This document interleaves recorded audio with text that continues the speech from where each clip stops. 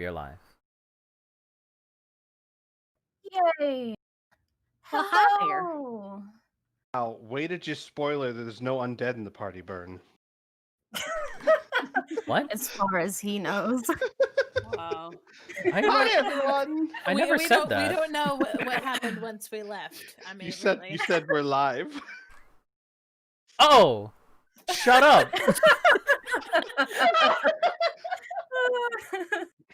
Oh. What an excellent way to start off a new thing with a wonderful pun. Absolutely. I mean, I can click the button and we're just offline again. Oh no, no. Okay. Already, you know. So, welcome to our quote-unquote newest campaign for the PsyLP channel, Rising Gods.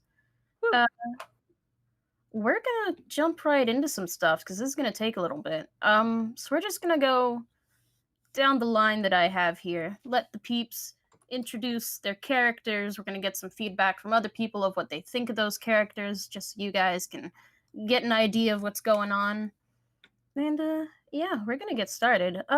So should we start by saying that this is not the beginning of this campaign? Well, fair. Yes, we are in book 2. Yes, but I mean, everything they need to go, it's either going to be said in the recap or it's going to come up again, trust me. So you Everything may will come up be again. hearing about the stuff about our characters that's already happened. So Extremely fair. sucks to be you guys, I guess. Oh, don't say that. You're going to scare him off. Oops. All right. Oh. Let's My let bad. Burn go ahead and kick us off. Go ahead and tell us about your character a bit, Burn. Alright, so, Gaius is the character that I play. He is 5'9", pale, slightly pudgy due to lack of exercise, and has dark brown hair with a couple of streaks of white. For the most part, he looks completely human, save for the glowing golden eyes of an Azamar. However, this is not the only unique thing about him. After some time, the party found out that Gaius is actually something that is usually fairly impossible. He is the byproduct of an Azamar and a Tiefling. And this is only shown when Gaius adopts his quote-unquote astral form. He takes on aspects of both sides. He grows jet black horns, sweeping backwards from his forehead. His teeth and fingernails sharpen. His hair bleaches to pure white. His ears become pointed. The sclera of his eyes become black as night. His skin darkens to a vivid azure. A long tail unfurls from his armor, and a glowing crown of radiant flame sits above his horns as a halo, along with golden radiant flames erupting from his back to form 2 formidable wings. After a minute, these changes fade and everything crumbles back to ash, reverting him back to his normal human-like form. When Gaius joined the group, he was a craft beer uncle, oh my god. He was a sellsword, a completely broke mercenary, only interested in coin and willing to do what it earns to take it. But eventually, after traveling with the party for a while, he started opening up and admitted that while being an orphan, he was adopted by a knight named Corvinus Ravenstone while he was very young and raised as a knight's squire. Eventually, Gaius was fully accepted into their castle, becoming a noble born from common folk and heir apparent to that throne. However, this dream was shattered 5 years before the party met him, when Corvinus was murdered in his sleep, and Gaius was blamed for the death by Corvinus's natural-born son, Ashton.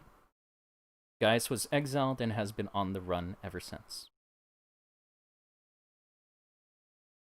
Awesome. Thank you, Burn. You're welcome. Why don't we go ahead a little further down the line and get some input on what everyone's characters what are their impressions on Gaius? Let's see. Let's start at the other end and work our way back. Emmy, what are Emmy's impressions on Gaius?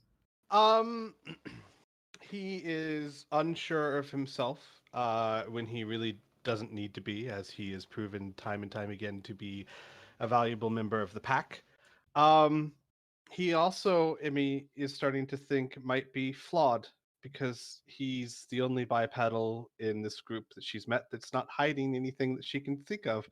and she's wondering if that's like a normal thing that they do, and that somehow Gaius just can't. He's too dumb. Completely understandable. All right. Anything else, Squee?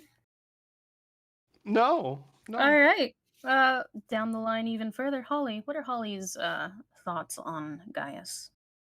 Holly feels like a kinship, almost, in a lot of similarities in their stories and their internalized feelings about them, I guess. They also feel like they have some of the same hobbies. They enjoy gambling and things like that. But she thinks sometimes Gaius needs somebody to watch out for him, make sure he doesn't fall asleep in unsafe places. Make sure the uncle doesn't fall asleep in his armchair again in the middle of combat.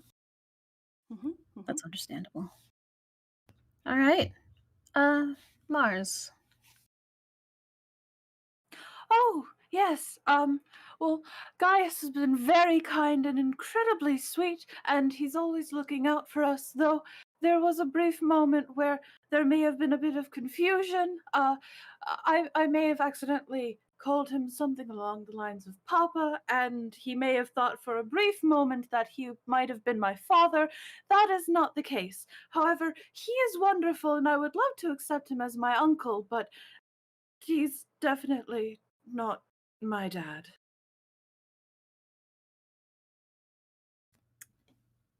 That's what you think. All right. Wow. So Mars, what do you think of Gaius? He's not my dad. You're not my dad! He might be. What about his personality or anything? He's not my dad. He's been very kind and wonderful. There are moments where things can be a little overwhelming, and he usually offers his stuffed owl bear, which is very nice. I probably wouldn't be nearly as willing to share it if it was mine. Oh my god.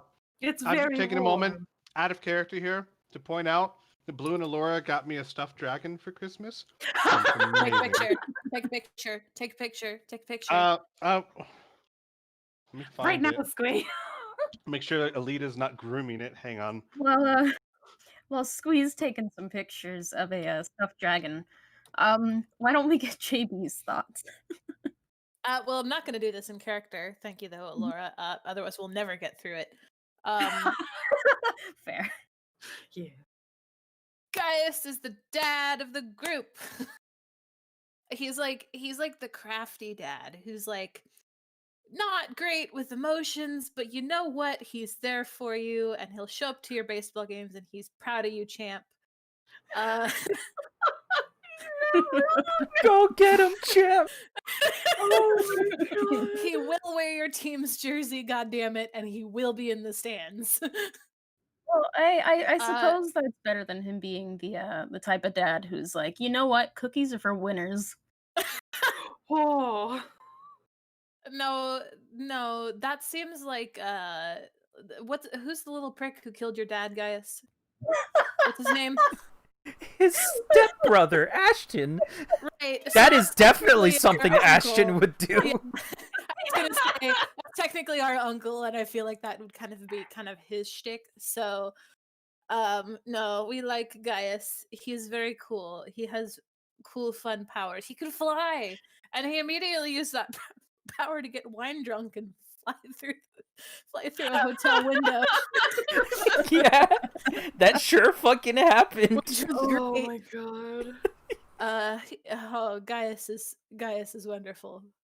Good job, Bird. Thank you. All It's right. beautiful. And since you've just left off, why don't we hear a bit about your own character, Blue? Tell us about your character. I'm going to carefully skirt around the redacted bits. Good luck. JB is short for Black Cat John Brown, who is a uh sort of almost comically diminutive tabaxi. They're not very tall, they're very thin in the way that kind of speaks of a hard life. Um they are jet black with big yellow eyes and a very long tail that they like to keep wrapped around one ankle. Um They have a hard time making eye contact and tend to whisper and keep their chin tucked to their chest. They are uh shy, easily frightened by a lot of things. They have a lot of strange likes and dislikes. They seem to be weirdly drawn to some things and averse to other things that maybe don't make sense. They were, as far as the party knows, they were traveling with a man named Arinko Sochuri, who is a red-skinned tiefling who has since disappeared under mysterious circumstances, and JB is trying to find them again with all their might. Their last connection to him being Holly. They Right. are a Whatever means a that. divination wizard, a wizard. Wizard. All right. Why don't we go ahead? Gaius, start us off with your thoughts on JB. My thoughts on JB. Well, JB is very reserved and oftentimes quite frightened of personal interaction. It you can't really get a good read on them because of this, but he is very proud of them because they're incredibly adept at magic. It's pretty much all he knows. Most of the you're welcome, kid. um but it's actually kind of amazing how good they are at magic and weaving the arcane.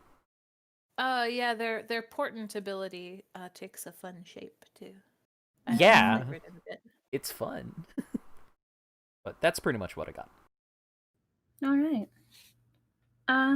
Mars, let's talk about JB. I guess I won't do this one in character or something. Whatever.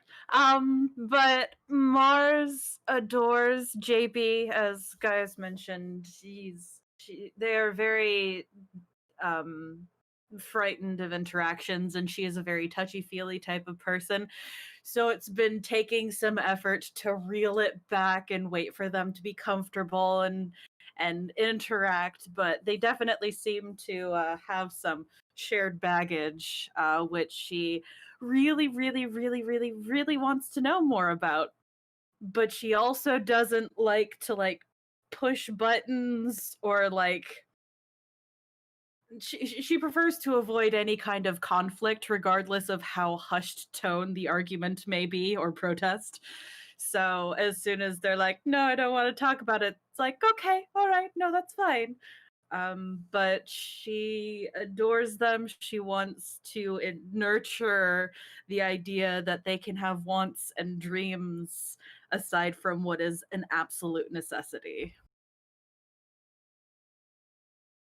Yeah. Sure. All right. Holly, thoughts? Um, Holly has found herself confiding a lot in JB, especially recently, as it seems JB is wrestling with something from their past, and Holly is curious to know about it and the people in JB's past, but she's also really interested in the journey that JB will be taking, hopefully to like reconcile those events. And Holly always likes to observe people and how they interact with others, which makes JB quite a fascinating subject. And Holly feels some kinships about both kind of diminishing or hiding themselves in public. Gotcha. All right. Emmy, your thoughts on JB? Oh, conflicted. On the one hand, Black Cat John Brown was there for Emmy in a very vulnerable time. Emmy does not like being alone. She is very much a pack animal. And Black Cat, whether Black Cat thinks so or not, protected and kept Emmy sane, which means a lot to Emmy. They are part of the pack, which means they are to be protected and nurtured. However, Emmy struggles to understand Black Cat because they are so different in so many ways. Black Cat is a predator who behaves very much like a skittish prey, which to Emmy doesn't make any sense. And for reasons that I will get into when we get to Emmy, slavery or being enslaved or having people that have exert powerful control over you is something that she rails against vehemently.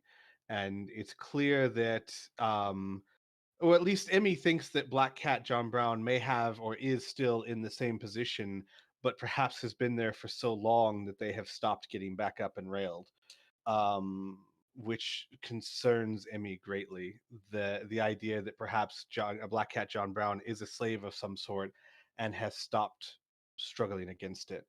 They don't know how to approach that, but they worry greatly for Black Cat John Brown.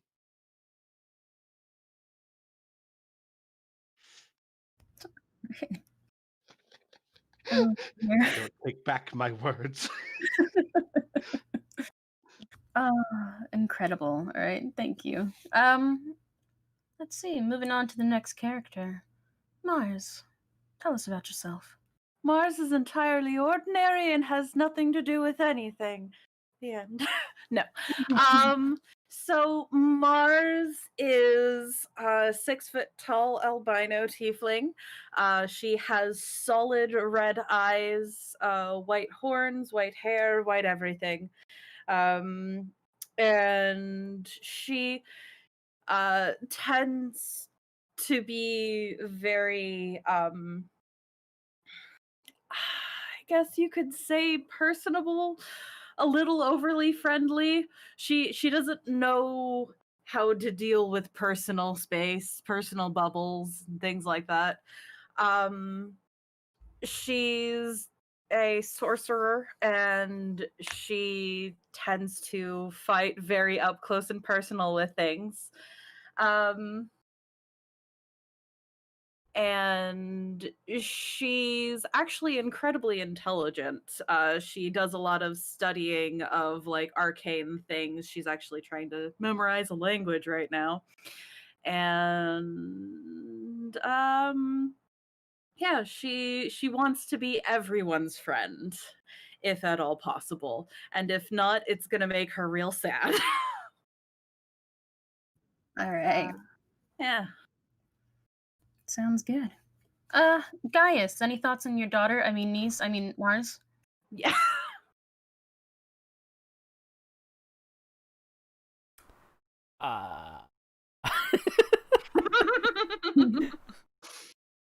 And I don't need I don't need this right now. She's very inquisitive about most things. And I mean, we've already gone over it a few times. Maybe they're related? Who knows? He's unsure. He doesn't know what's going on, but he's going to try and protect her nonetheless. Like, he likes her. Awesome. She's great. She's very nice and cool. But I don't really have much other than that. No, that's good. All right.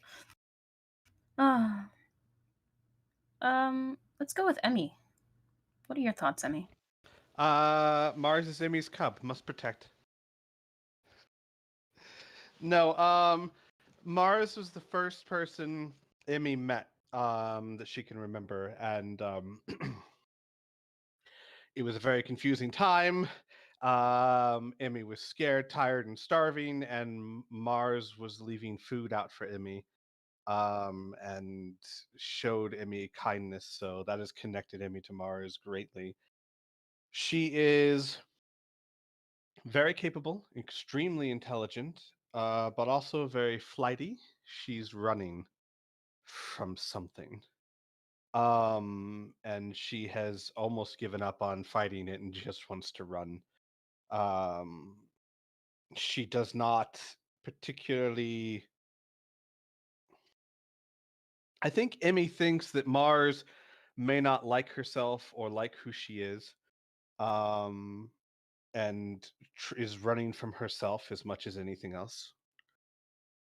But she's precious and adorable and a good person and must be protected. Squee, this was supposed to be your opinion, but you didn't need to come for her that hard. No, I think it was necessary. Listen, it's in character. I'm sorry, it's Emmy. Exactly. Yeah, I Um, guess.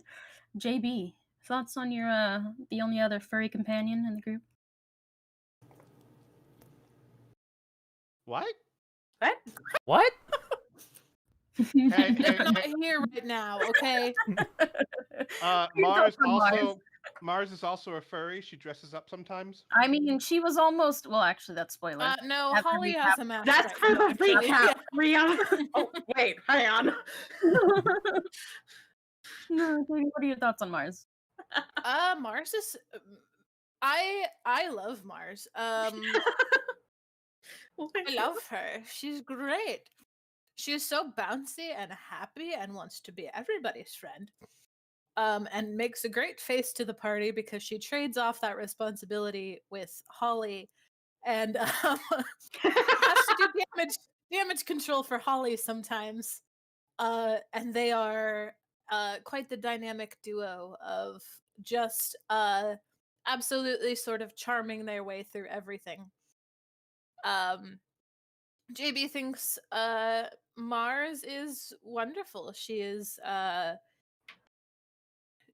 fascinating person, but on some level they feel like they understand that they are both very afraid of something, and they know how it is to live your life and be afraid of something that you can't fight and can't face. So they feel a kinship with her, and also they really like to read, so that helps. They are working up the courage to one day ask to look at the book that she's learning to that language from, but they'll get there someday. Someday they'll get there. Maybe not during the course of this campaign, but No, I suppose I did forget about the let's not get ahead of background bit. ourselves here. Yeah. I suppose I did forget about the actual background bit of information. Should I do that or just wait until everyone's finished saying their piece? Everyone being Holly. I mean, I can tie that in Holly there. left. We don't. It's just Holly left. Go ahead. I mean, I could tie that in there. JB's portent ability is a funny one. They are able to, in dream and occasionally in the waking world, able to see the threads that connect people. Luck, destiny, happenstance, chance. All of the ways that people are connected to both other people and the things that they do. And Mars is very strange because she has one thread that is so there, so tangible, that they can see it almost at all times, but it leads off into nothing. I was talking about Mars's past, but yes, awesome. Thank you. Mm-hmm. But yes, so Mars is, she's not from around here. If you look on the map, there's a very, very small inland island in Revelia, and she comes from that place. And it's not a place that things are supposed to come from because it's been quarantined for the better part of 500 some odd years. And she was supposed to be someone very, very important, but decided, nah, fuck that. I'm gonna run because this shit's sketch. This is sus as hell. So she's been running for about 7, 8 months now. Close to Something 8 like months, I would think. Yeah. And she's been terrified to go home because she has family there and possibly a boyfriend still. And she's recently come to the understanding that she might have to, even if she really doesn't want to, because bad things are happening in regards to the god that she used to work for. Yay. Mm-hmm. I'm sure. I'm sure only good things will come from that. We're fine. Oh It's yeah, no, fine. totally. That's not an important plot thread. It's fine. We'll just throw it out the window. Yeah, no, totally. Holly, Um, opinions. Yeah. What are your thoughts, Holly? Holly's opinions on Mars. Keep it PG. Please. You know, Holly is enamored and loves Mars's kind and compassionate heart. You know, Mars is the type of person you could probably tell that you killed a whole bunch of people because they were bad people, and she'd be like, okay, that's fine, they were bad people, it was for a good cause, go you. Jeez. But she just doesn't judge others, as I guess what I'm trying to say. And she Mars also brings up all sorts of feelings and flutterings that Holly is not used to, well, has never really explored, and isn't quite sure now's the right time, but no time like the present.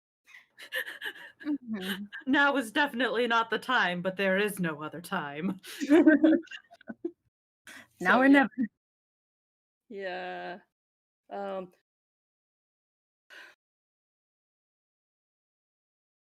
I think that's, yeah. Did I miss anything?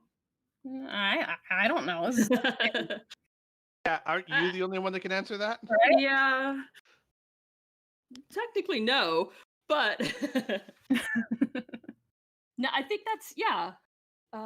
As much as I would care to say, I would say that Mhm. Holly and Mars have been traveling together the longer than other people in the group.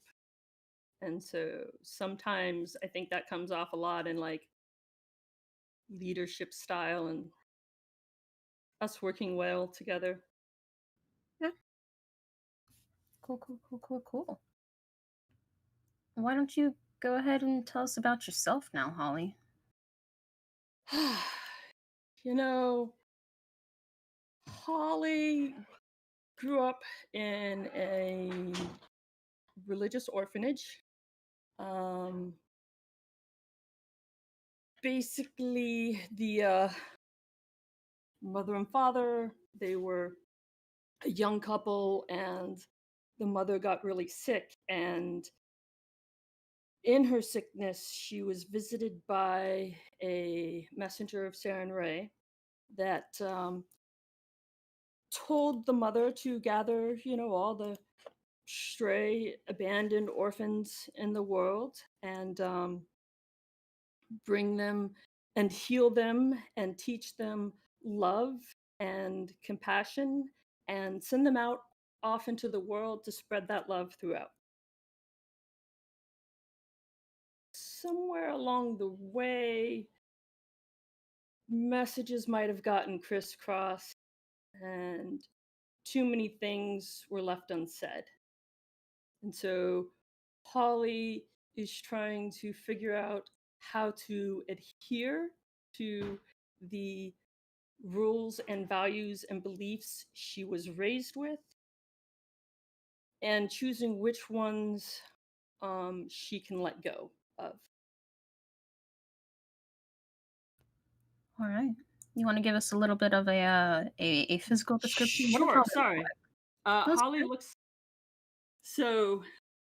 Yes, Holly, when you see her 90% of the time, she would be, if we're around the city, she'll be dressed up in a nice petticoat and full like gown frolic thing with like hoop skirts and the hat, um, and always in makeup. Unless we're traveling, then still always in makeup, but more traveling appropriate gear. Holly is hiding her infernal heritage, um, because she had never seen another tiefling, and she stood out a lot when where she was growing up, and it seemed that she fit in better if she hid those aspects of herself.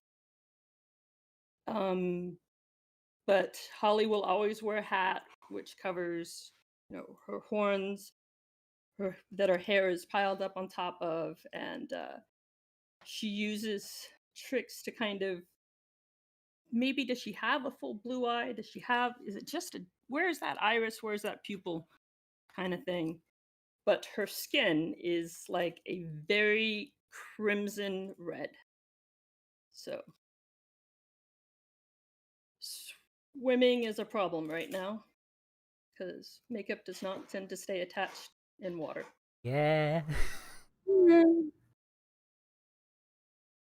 Fair. JB, your thoughts on Holly? Holly is in an interesting. They fill an interesting niche in JB's new life, where she is trying to figure out other people and also trying to figure out herself at the same time. And they're like, I see you and I respect you. uh, she she's the kind of person um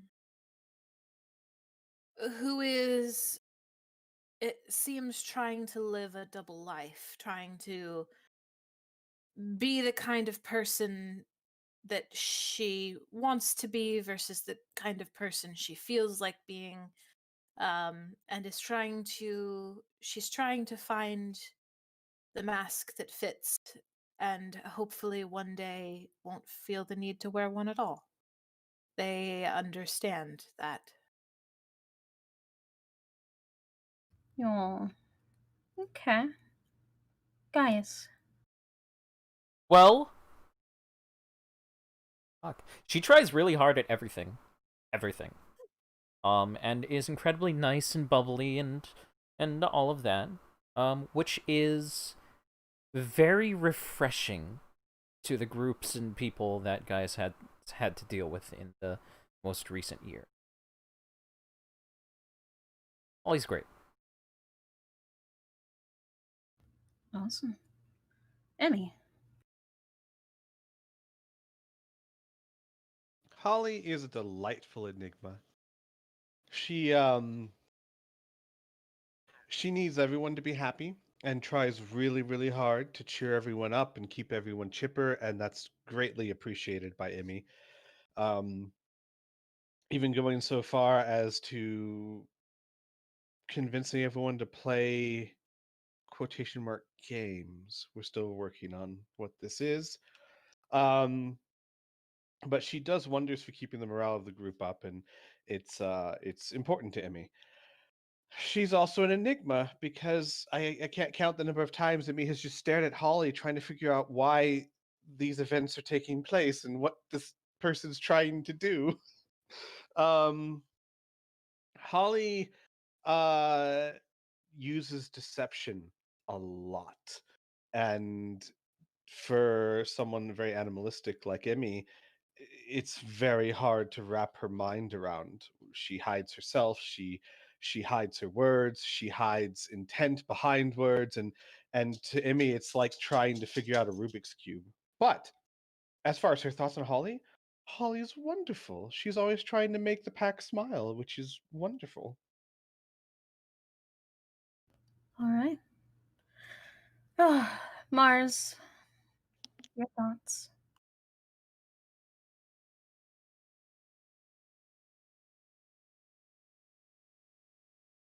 You muted, Mars. Yep, sure am. That was, And it has begun, folks. yep.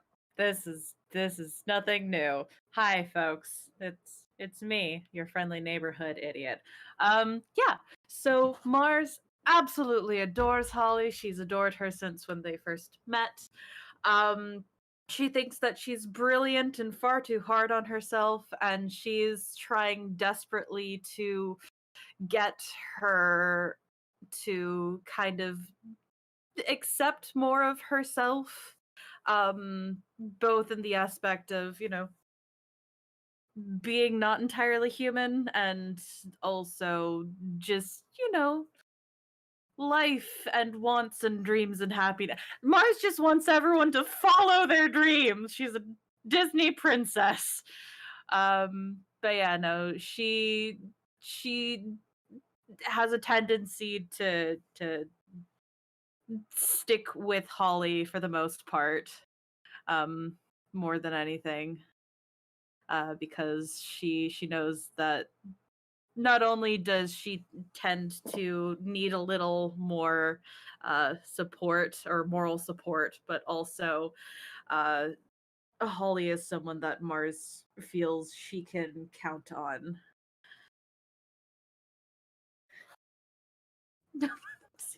Jesus Christ. Yeah. Awesome. Oh, and last but not least, let's hear about our quadruped. Real quick, can we also cover Holly's inspirations? Oh, yes. Holly, Yes.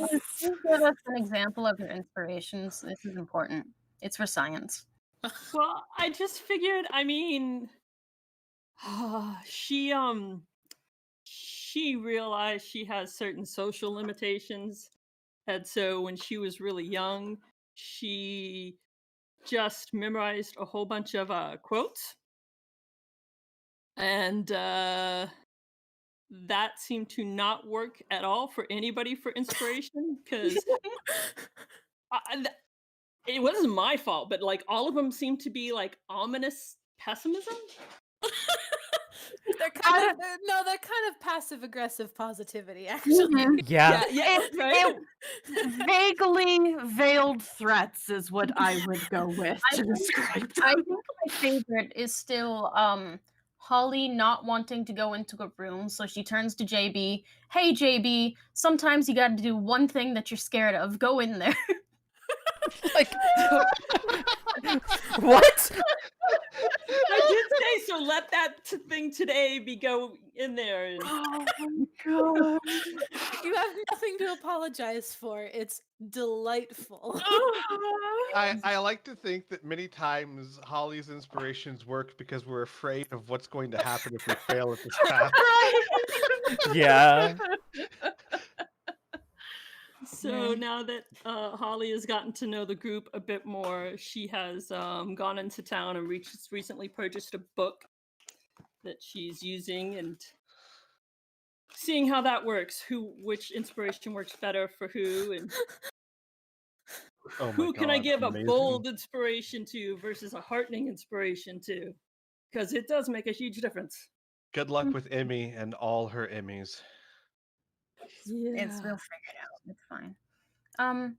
One last thing before we move on to Emmy's description is that it's important to note that the book that Holly bought for those quotes was called "If You Give the Party a Bard." That's very important to me. If you give the party a bard. Oh. Do you have it? Do you want me to say what it is? Read it. Oh, Yeah. I'll get it in a bit. Okay. Let's move on to Emmy. Emmy is a Fennec Fox. Also a Moon Circle Druid. Well, that's the class we're going with. It's not exactly what she is in the story. And I would love to tell you about her childhood and her backstory and how she grew up. I'd really love to. In fact, Kadia, why don't you tell everyone, myself included, who Emmy is, where she came from, Okay. how she got here. Mhm. Emmy, at the tender age of fuck you, I don't know any of these things. Emmy just woke up one day in a lab. She is a chimera. She is a lab experiment, basically. She has, and while she doesn't know the details, and I don't know the details either, she basically has somehow a amalgamation of all kinds of animals um, that she can change into at will. She is intelligent-ish, wise and sentient, certainly. She can't speak, but she can talk to people telepathically. Um, but she's very animalistic. Her instincts, her mindset, her thoughts are that of a pack animal. Everything is about the pack. And once you are a part of the pack, like these players are, you must be protected and cared for. And it's almost more than being a friend because you're part of the pack. Um, but it also means she doesn't understand a lot of what's going on, like why people lie or why a certain play wasn't written more appropriately. She spends a lot of time insight checking, trying to figure out why humans do what they do, or tieflings or tabaxi or orcs or whatnot. She, because of this, she has no idea of has very little idea of social etiquette. She's very abrasive and can be very harsh because she's not trying to be any of those things. She just tells it like it is and has zero filter because an animal doesn't have that kind of thing. She does not know who she is, where she came from. She does not remember if she was an animal once or if she was a human, but she has once wild shaped into a human, and that was a very unsettling experience. To make matters even worse, her other shapes are all actual things, people, well, animals in her head that constantly live there. And when she wild shapes into a different creature, she becomes that different creature, personality and all, um, which makes it very busy up there. And I'd love to tell you more, but I don't know more. I don't know who imprisoned her. I don't know why they created her. I don't know if she was a human turned into this or just a human was a part of it. I don't know any of it. All I know is that she escaped one day, and when she was tired, alone, and starving, she ran into Mars. I can tell you she's very much a pack animal. She needs to be around other people. She does not do well by herself. But yeah, there's Emmy. maybe we'll find out some stuff during this session. Who knows? Maybe. Oh, maybe. Holly, thoughts on the pack rat? Oh, Emmy's great. She's loving this idea of a pack. She always knows exactly where she stands with Emmy. If she doesn't understand something, if Emmy doesn't understand something, she can ask Holly. When Holly doesn't understand something, she'll eventually ask Emmy. It's a perfect communication interaction. It's great. Sure. Let's go with that. Gaius, thoughts on Emmy? Emmy is fucking terrifying.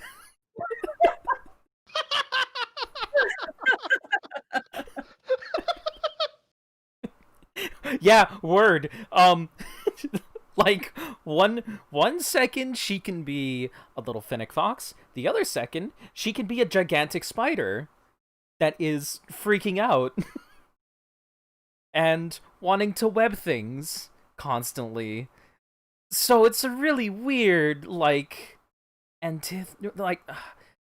don't know. I can't think of the word right now. My brain is farting really bad. But it's an interesting companion.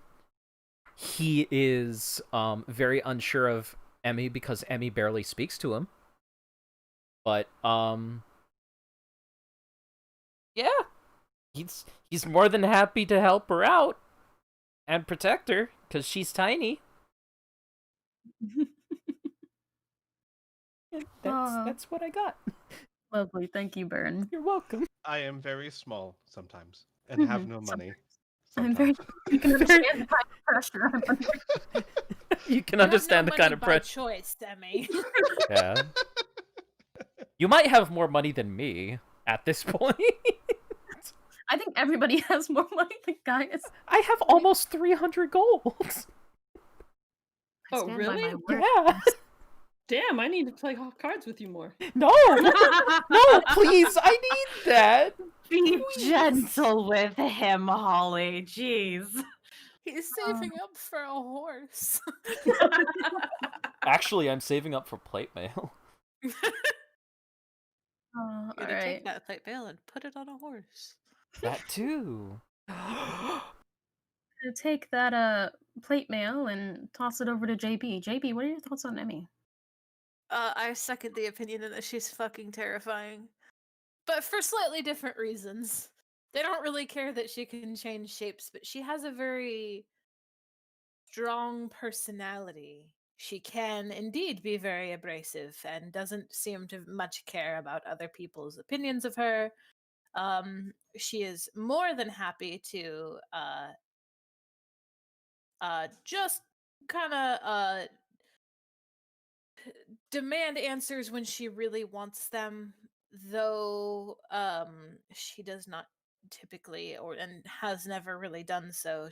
They are aware that she is kind of the type of person who could get what she wants if she really wanted it, and that's a little bit intimidating.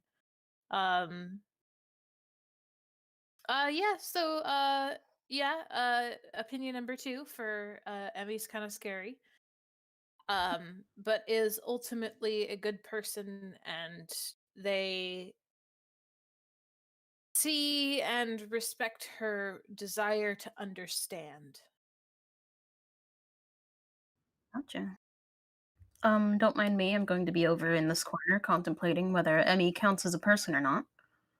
Emmy counts as several people, actually. Animals count as people? Yes. The What is committee wrong in with her you? Of course they are. the committee in her head would disagree with these assertions, DM, and agree with Blue. Rock's fall. Alright. Oh, last but not least, Mars, your thoughts on the little furry thing that follows you?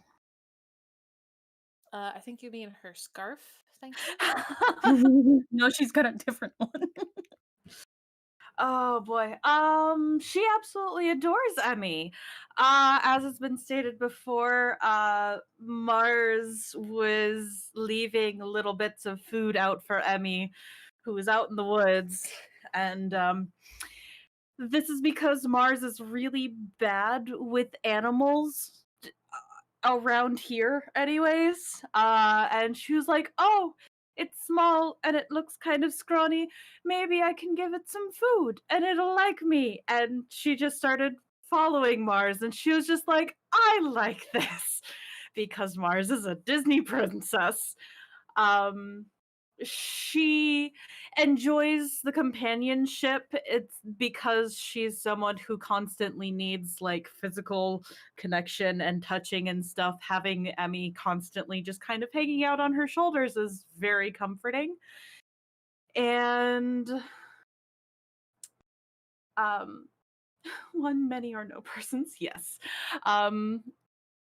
And for her,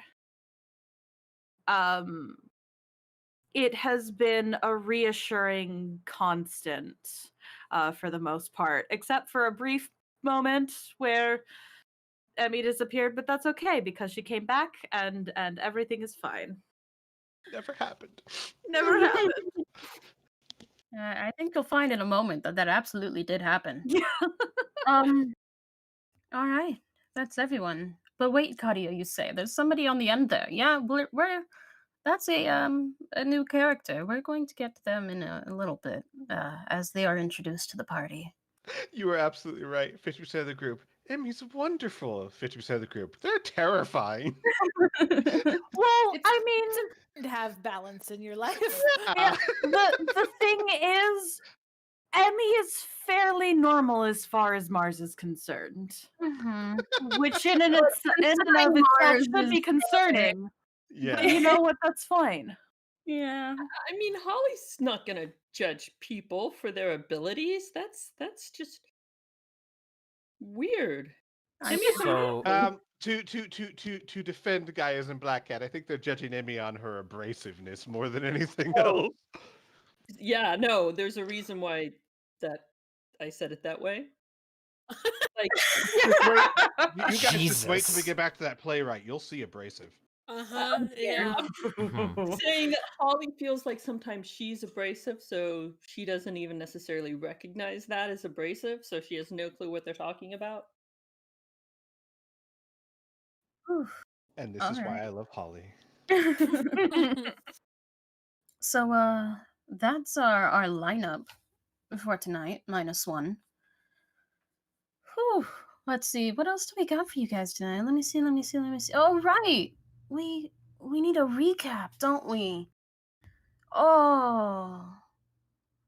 Laura, you sure you don't want to do the The recap of an entire module book? Yeah, mean, man! No, I'm completely messing with you. I got this. I mean, unless you want to give me like the super ultra mega inspiration of all time, I don't know if I can. You get Like I could. I absolutely could. you get a Uh, daily subscription to inspiration for the year. Subscription for the Which- rest of the year. Fuck you. Which Burn brings up a good point. Should we point out that this is 5e but a Pathfinder module? Sure. Yeah. Yeah. Hey, guess what, guys? This is a Pathfinder module. It's not called Rising Gods, but you know what? We modified it for 5e, and it's very custom. Boom, So- done. All right. Essentially, what's been done with this campaign, there were a small series of quote-unquote one-shots that were pretty much unrelated to each other that I did at the very beginning as a sort of prologue and intro to everything. And then we moved into book 1 of the actual campaign path that I'm using, which is Rise of the Runelords from the Pathfinder Adventure Path. However, it is heavily modified in many spots. So, good luck. But yes, oh boy, where do we start? Seeing as Mars is the only character that has been in the campaign the entire time without needing to drop at all, we're gonna follow Mars's path through all of this. So, when Mars was a baby, as Mars said, she began walking through the forest. Emmy followed her, and they found their way into a small little mining town. This lovely little X right here in Dragaris, called Katsu. And the original party that they joined up with at the moment, who is now disbanded, they're out in the wind. Who knows where they are? It's not important to this story. Met with some of the important people in the town, the foreman of the mine and the impromptu mayor of the town, court speaker, a Goliath who seemed more like a giant. What did I say? A stone giant, I believe. And then a man named Dariel, his wife Ilva, and their son. Would you like to tell us their son, Elora?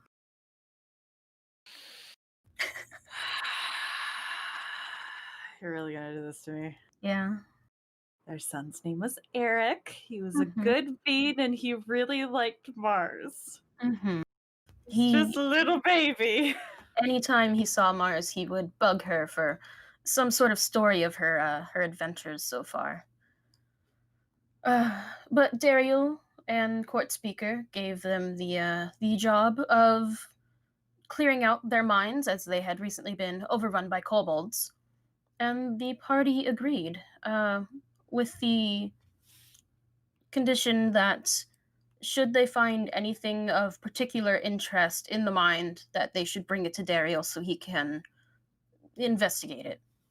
And also that he feared that there might have been something else bigger in the mines instead of just the kobolds, as they seemed a little too prepared. So the party set off to the mine. They cleared out all of the kobolds, literally had rocks fall on them at one point as they set off a trap. That was fun. And they made it to the back of the mine where they encountered a red dragon wormling, who pretty much wanted them to be like, hey, tell the town that this is my area now, and either, they can worship me and give me stuff, or they can get out. The party was like, yeah, nah, fuck off, and started to fight them. However, one of the group members at the time successfully charmed the dragon to leave the area, and it escaped through a back tunnel in the mines and flew off somewhere. The party have yet to encounter this being again, if they will at all. And eventually they went through the hoard that this dragon had accumulated over the time of being here, and Mars found a journal with a strange symbol on the front of it that seemed eerily familiar. And so they brought it back with a decent handful of the gold that was there, and gave the book to Daryl. He said that he would take the time to try and translate it, as it was in some strange language. It was almost like an off-branching of Abyssal. And they spent the night with Court Speaker, who in turn gave them his invitations that he had to a masquerade that was happening off in the wonderful city that looks almost like Venice, of Kymi over here on the coast. And they were grateful to have the invitations. And the next day, Mars and Emmy headed off to the city. When they got there, they met a very outspoken and loud dwarf who hung out with them for a while. Dwarf may or may not have gotten Emmy drunk. That was a sight.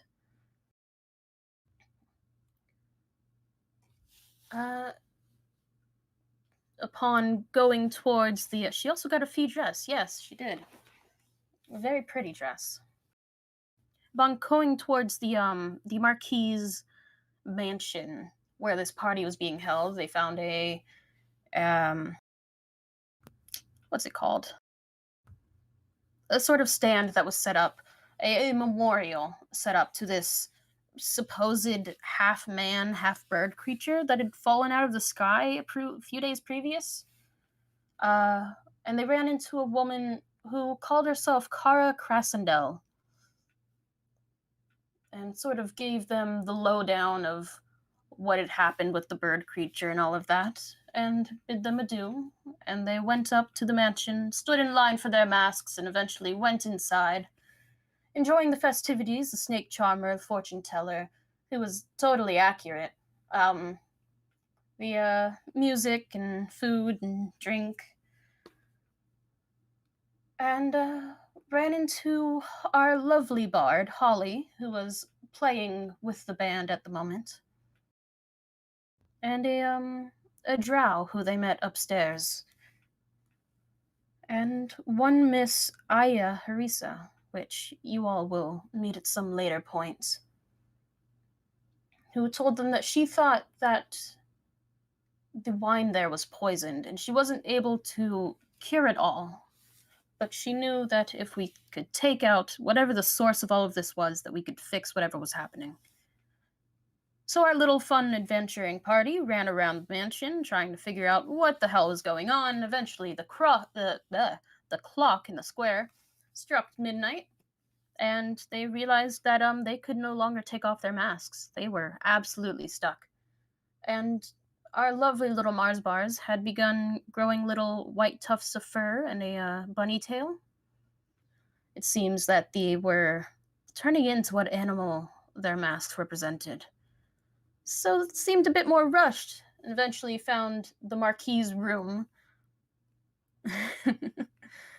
Marquis's room with a hidden staircase leading down into his lab, where they found two bodies of humanoids who had certain limbs removed and replaced with those of animals, as well as a were-rat who had seemed to have gone insane from being held down there for so long. And just as they finished investigating the room, there was the screams and roars of chaos upstairs as they scrambled to go see what was happening. And two of the party guests had pretty much almost finished their transformation into these animalistic beings, almost like were creatures. And they managed to knock them unconscious and then have to face the giant vulture that the Marquis had as a pet. And eventually, the Marquis himself stepped into the main floor and revealed himself to be a cambion, which, if you don't know, is the result of a love affair between a human and a succubus. And it was his plan to have everyone be completely transformed and to join his damned army of demons and these strange were creatures as a part of this group called the Malum Animus. Eventually, they kicked his ass. His body disintegrated as his soul went back to the Nine Hells, where he belonged. And time froze as one Kara Krassendel stepped through the crowd and met with them all. Oh dear. I should stop reading chat as I explain things. Kara revealed herself to be a deva and told them all about the Malum Animus and the Aureum, which are the two warring sides at the moment, Celestials versus the Infernal, and gave them essentially keys into the Aureum's hideouts, and thanked them and sent them on their way. They left Emmy getting lost in the chaos and spent the night. Daryl sent word for them, and they went back to Katsu. He said that he had made no progress. He needed something that would help him figure out what this sort of cipher was, and told them of a friendly beholder who lived off somewhere near the border. And so Holly, staying behind for a while, left Mars and dear Robin to go investigate this beholder. And they found the house's gambling house, where they encountered skeletons and many other games, so to speak, that they did not succeed on, unfortunately for them, but did finally make it to the room where the house himself, this beholder, was, and put them through one last test, a fight on a giant roulette wheel against nothing else than another Cambion. Once they succeeded, he gave them the translation book that they needed for this language that is called Oerth Common, and told them that they're always welcome back to the house's gambling hall, tell their friends, so on and so forth, and they made their way back to Katsu. Gave Daryl the book and decided, you know what? As a celebration of the mine being open again, we should have a party.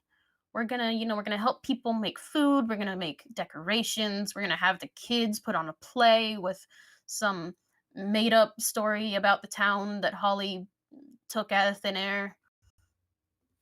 And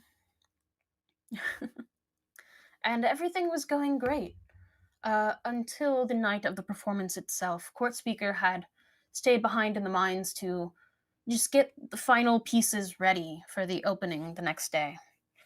And as the children were on stage giving their best performance, giving it their all, Court Speaker ran back to town, and apparently there were now kobolds again in the mine, but they were undead.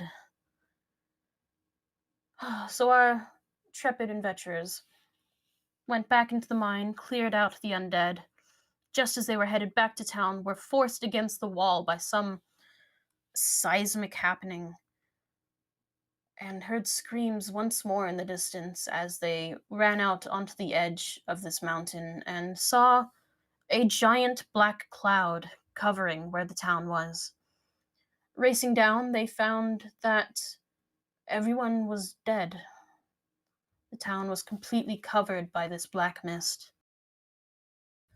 They fought a few undead versions of their old friends, eventually making their way to Dariel's house, and found the way into his basement, where they found his book of translations, as well as his absolutely slaughtered wife and child, and seemed to have used their blood to scrawl out some symbols and a message on the wall about the return of him, whoever he was. Some true god. Narrowly avoiding a breakdown, the party ran out of the town and encountered a small group of Arium fighters who sent them on their way to the lovely little town of Botlam, where they were ushered in to find the Arium's base there, in which they have to actually walk through a mirror through nothingness into this almost separate dimension. They took their time, stayed at a place called the Rusty Dragon Inn, met the lovely Amico, protected the city from a goblin raid. Oh yes, important to note that to get into the Arium's headquarters, you have to go through Bed Bath & Beyond. Let's see, protected the town from a goblin raid, met the lovely Aldern Foxglove, who thanked them and offered to take them on a hunt. The party declined, and eventually he was approached again by Holly to go on a date and completely stood him up. And they did not see him again after that. They realized that the previous cleric of the church, his corpse had been stolen, and they followed the prince and eventually couldn't quite find out where they had gone. But a few days later, Amico seemed to have disappeared with a letter from her brother Pseudo, telling her to meet him at the glassworks that their father owned. The party went and investigated, found more goblins that they slaughtered, and Pseudo in the basement with Amico tied up. They released her and told her about the unfortunate incident of their father being covered in molten glass upstairs. Amico was absolutely, totally fine with all of this. And the party knocked out Pseudo, and Rhea, the lovely Rhea that the party had met, who you may or may not know from Crimson Throne, handcuffed him and sort of just chucked him like a sack of potatoes over her shoulder, carried him around. The Arium granted the party use of one of their rooms, as they have a everlasting zone of truth around the area and questioned Pseudo, got a great deal of information along with his journal, realizing that a place called Thistletop, one of the goblin headquarters, was where they were basing themselves at. The party went out to Thistletop, cleared it out, while finding the woman that was depicted in the journal, the lovely Nualia, had some very saucy images in there, was in charge of all of this, and she was the one who needed her father's body for some reason. Going through the area, you do still have that notebook. Going through the area, they cleared out so many goblins. They gained a fire pelt cougar, as Mars literally is a Disney princess. Killed the goblin chief of that base. Found a woman named Lyrie who disappeared after a time as the party tried to intimidate her. Rip to Rick Nugget, yeah. They found a man named Oric Van Casterkin, who that name might sound familiar from Crimson Throne as well. The party has no idea who he is. And eventually made their way down below even further, where they met Nualia, and were so close to defeating her then and there. If they had gotten one more shot before her turn, they would have gotten her. But she disappeared, never to be seen again.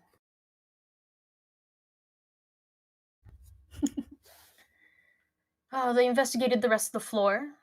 Gaius found a pillar made of golden coins, in which you had to actually insert gold into a specific spot to get the pillar to move. And once they had done so, they found a room where lied a Barghest. And their dearest friend River was murdered by this Barghest and ingested. And when somebody is eaten by a Barghest, there's no coming back from that. You have a percentage chance of you being able to be resurrected by like the wish spell or true resurrection or something powerful like that. However, our dear friend James here did not roll well on that, and River was no more. The party made it out fighting a giant hermit crab in the process, and started their return back to Botlem. They saw a play, had fun. Totally didn't have any trauma while in town. Investigated the catacombs that were under the town. Some bit of them found absolutely nothing relating to anything that possibly has to do with Mars's god. And eventually we're like, hey, we should just chill out here. We can just, this is our life now. And everything would have been fine and dandy had the sheriff not been like, hey, Mars, Holly, so these letters have been left for you guys. They're kind of written in blood. I feel like you should check this out. And they looked over the letters and were like, yeah, we should probably check this out. And thus made their adventures over into Corin and beginning Book 2. Along the road, they met a woman named Paige Turner, who Mars had met previously. A wonderful magic shop owner who has a lot of books. Yes, her name is a pun. And they invited her to stay with them for the time that they were traveling, given that she understand that the journey that they're taking is very dangerous, but she did not seem too fazed by that. It was just, yes, I know, if there's something really bad out there, like you say, then obviously it should be taken care of. And made their way into town, where Rhea had allowed them to help her on an investigation of a murder in the mill here. The party investigated, did very well, found everything that they needed to. Lucky them. Bastards.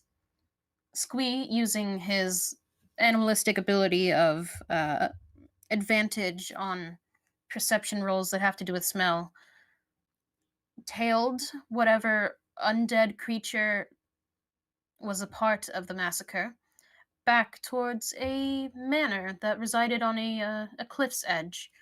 A very spooky place. They fought ravens who Mars was able to divulge are the results of ravens who feast on ghoul corpses, which is fun. They went inside of the manor, dealt with a few of the what seems like hauntings now that were taking place. Went through quite a few rats who were incredibly diseased and blinded and things of that nature. Found a revenant in one of the top rooms, let her out. Eventually realized that this home belonged to the family of one Mr. Aldern Foxglove. Mars and Holly are not at all completely pissed off at this man. He's a good man, done nothing wrong in his life ever, and attempted to follow the Revenant down into the basement, where hopefully they would find Aldern, as if Aldern is her target, there's nothing keeping a Revenant from its target. They fought a few ghouls in the basement, realized that they were maybe not quite prepared for this yet, and decided to make a tactical retreat back into town, where they got a bit more information from Paige in a book about undead. They decided to split up for the night with, who was it? Emmy, JB, and Mars staying in Paige's cart, and Holly and Gaius staying in the inn. Oh, Jesus, and that's everything that matters, guys. You'll find out everything else later on, because everything's gonna come back again, I swear. It's too much. Listen, you did great. And this party does so much RP. Don't even worry about it. Right. Out the play. No. Listen, I touched base on the play. That's all they need. I know. Yeah. You did wonderfully. You It'll did come fine. back up. It'll come back up. What were Yeah, you it'll, gonna say, it'll Will? come back up. Yeah, Possibly. it- This will be the epilogue of the campaign. Yeah. thank you guys for watching. This is it. Yeah, Nah, that's just it. kidding. Thanks for tuning Bye. in. This was our first and last episode.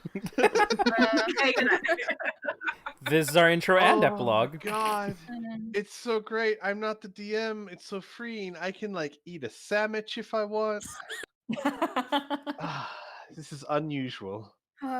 And with that done, as I've taken a moment to catch my breath, we're going to jump into the actual session for tonight.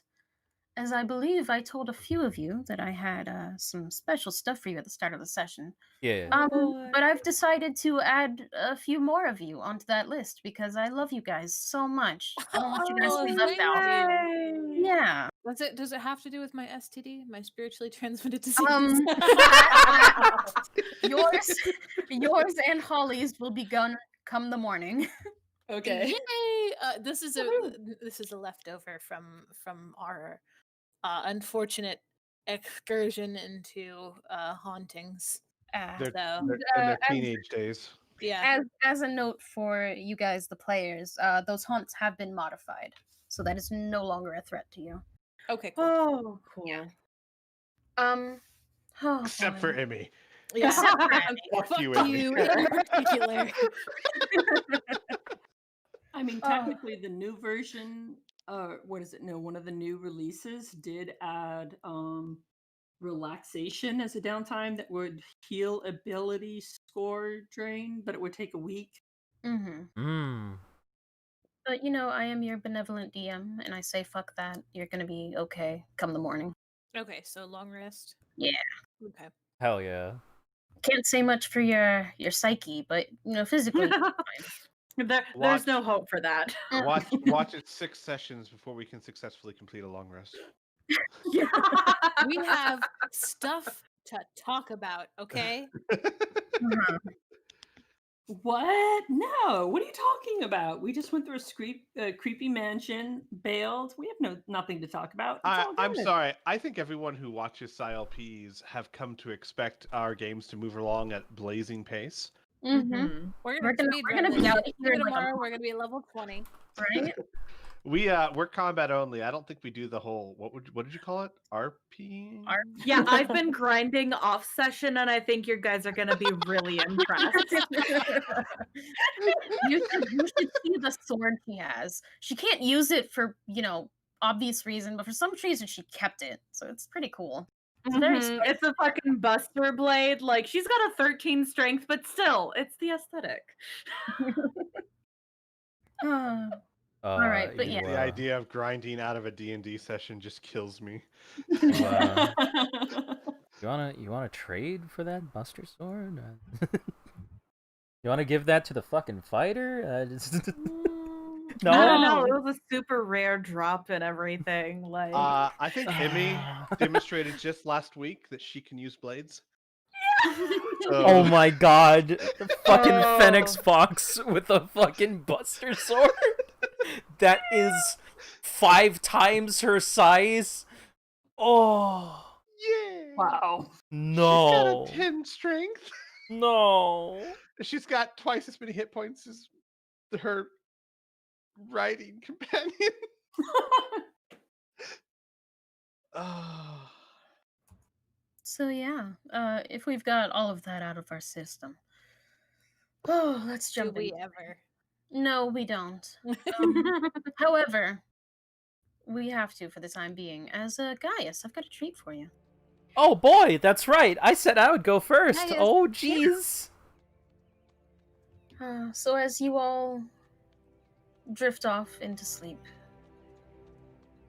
Gaius, eventually you find yourself sitting astride a dappled pony. As you look at yourself, you're no more than probably 10, 11 years old. Next to you is a beautiful chestnut mare ridden by a familiar man with brown hair and brown eyes. He wears an armor of shining steel with a sword at his hip and helmet in hand. And as you trot alongside each other, he speaks.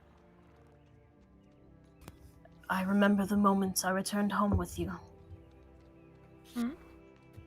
And as you look, you notice now that he stares back at you, smiling sadly. You were at war with yourself. I was very proud of you when you managed to quiet that storm.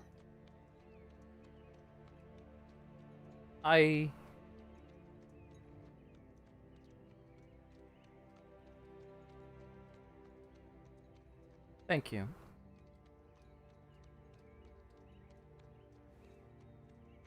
Where are we? Gaius, as you look around, you note that you seem to be riding down an idyllic forest road. Dense trees on either side, and beyond that, it looks like there's only light.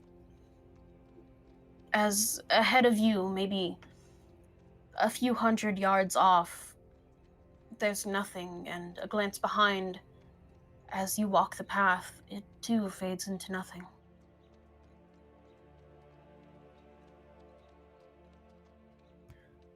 As your father continues, Tempest favors you, Gaius. You are not alone in this. I may no longer be physically present, but I have been permitted to keep an eye on you. to further guide you, so to speak. As of now, I may visit you in your dreaming state. I offer you my wisdom and the wisdom of Tempest, should you need it. So I get to see you again? I get to see you more often? It's been 5 years.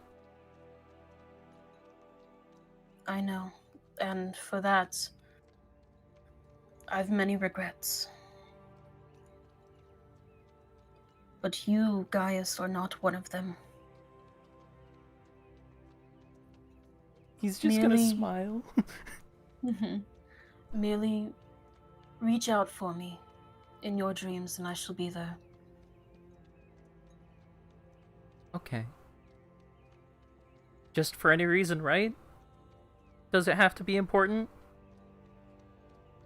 And he smiles at you and draws his horse nearer just so he can shove your arm lightly with his. Whatever you need, my son.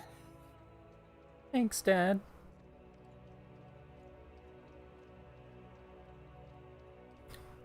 And as you continue riding, eventually he just delves into stories that you've heard many times of his tales as a knight and a lord. Mm-hmm. Times before he was his squire. Mm-hmm. And even some of his favorite tales of when you were. When he had asked you to bring him his sword and you were so excited to finally be heading out on a journey with him and ran so fast that you accidentally dipped the sword forward too much and tripped over the belt that it hung on. That sounds like Gaius. Aww. And he spends a number of hours with you in your dreams, just keeping you company.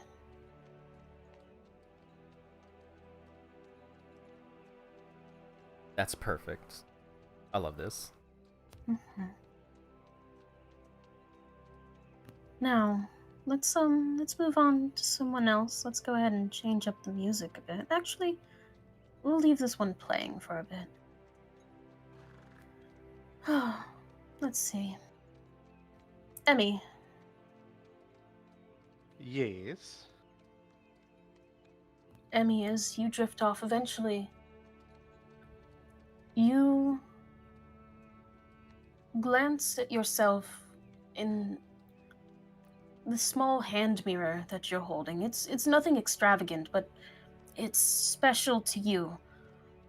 And you feel that tickle at the back of your mind where you're trying to reach for the reason, but you can't quite grasp it. You see the hazel eyes and dark hair and olive skin in the mirror. Your own face.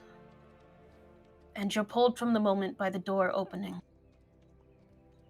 A woman walks in with a small boy in her arms, and they seem so eerily familiar, but again, their names and even their faces, as you note that if you look too closely at them, they seem to blur, are beyond your grasp. They, as well as yourself, are dressed in their finest clothes. Again, nothing expensive, but it's not as though they're dressed in rags either. Each of them wears a small crown of wild flowers, and you note that the boy carries another as the woman walks closer to you, smiling. She holds him out, and you take him, setting him on your hip, both laughing. And he holds the other crown out as you feel yourself duck your head so he can place it there. Once he does so, you nuzzle your nose to his and set him down to take him by the hand. And the three of you walk out of the room together, and further still out of the small home. As you pass the threshold, you marvel at the sight in front of you. It's an exceptionally beautiful day, the sun shining bright onto the town as everyone's gathered in the square for the celebration, each of them wearing their own crowns of flowers. And you can hear the beginnings of a song starting up. As the people gather and begin dancing and celebrating, and the woman at your side excitedly grabs your arm and pulls you towards the crowd, and you have to quickly scoop up the boy in fits of laughter over her energy. As you are dragged into a dancing circle.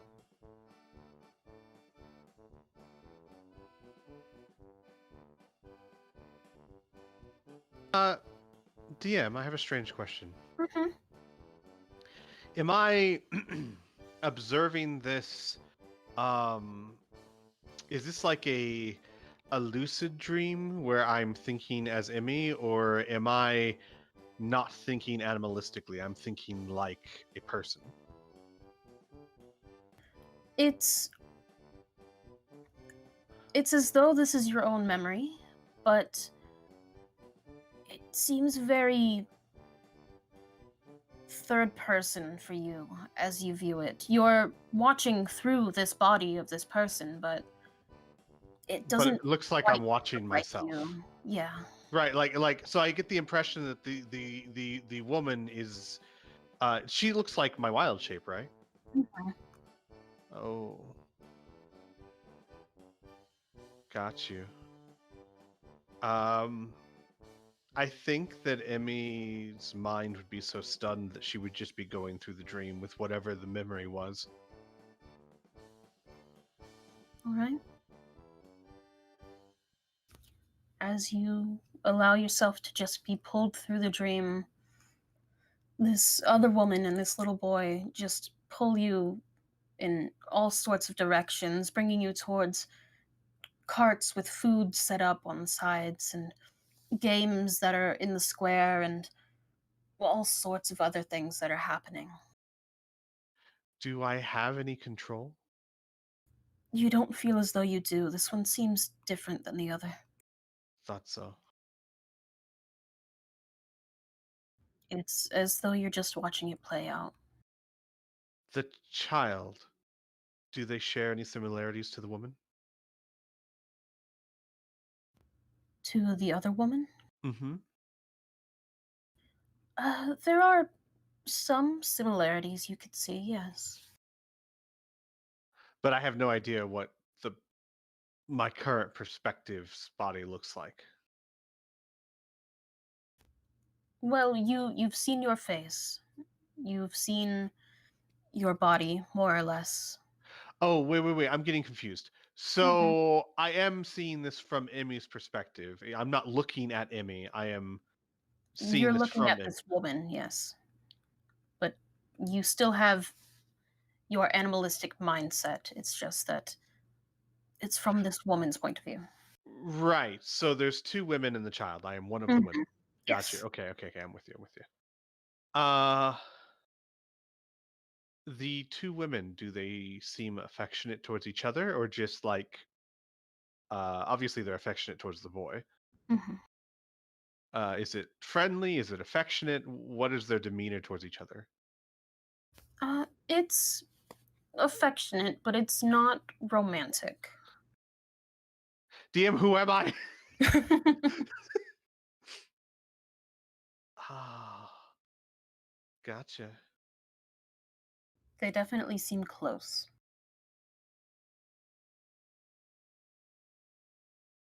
Well, Emmy would just be burning this images into her brain as best she can. Mhm. Important question. Is it just Emmy? Are there any other thoughts in her mind? Is it the normal coliseum of voices, or is it just Emmy? You think it's just you. You don't hear any sort of cacophony happening in the background. Ah, blessed silence.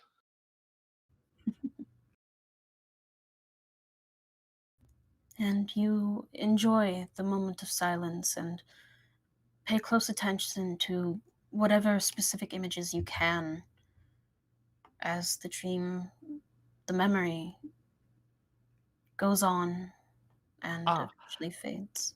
DM, I would spend what little control I could, or what time I could, or when I looking around me at the festival, looking for anything specific, unusual, a type of banner, an odd sight, something where I might be able to go to others and say, "Hey, is there a festival that might have this thing?" Hmm. Okay. You look around and you see banners that are almost this blue-green color that hang from rafters in different places. And they seem to have the image of, let me see here.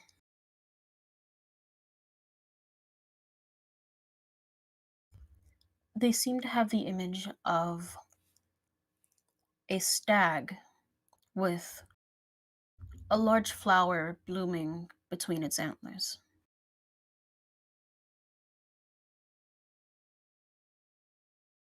Interesting.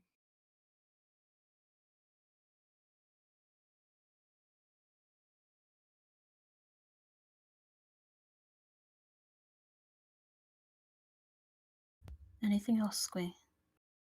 No, no, that's plenty. Well, no, actually, it's nowhere near enough, but it's what you're going to give me, so Mm-hmm. I'll take it. All right. And the late additions that I made. Let's see. Let's find some music for these two. What do we have? What's this? Nah, that's too upbeat. We don't want upbeat. We don't want upbeat. Hmm.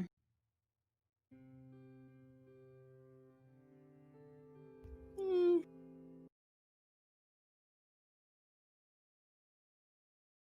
Go with this. Holly. Yes. Dear sweet Holly.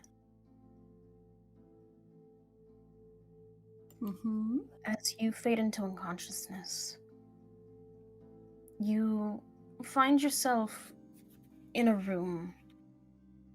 Nothing really of any particular interest about it, but you feel, for lack of better terms, pissed off.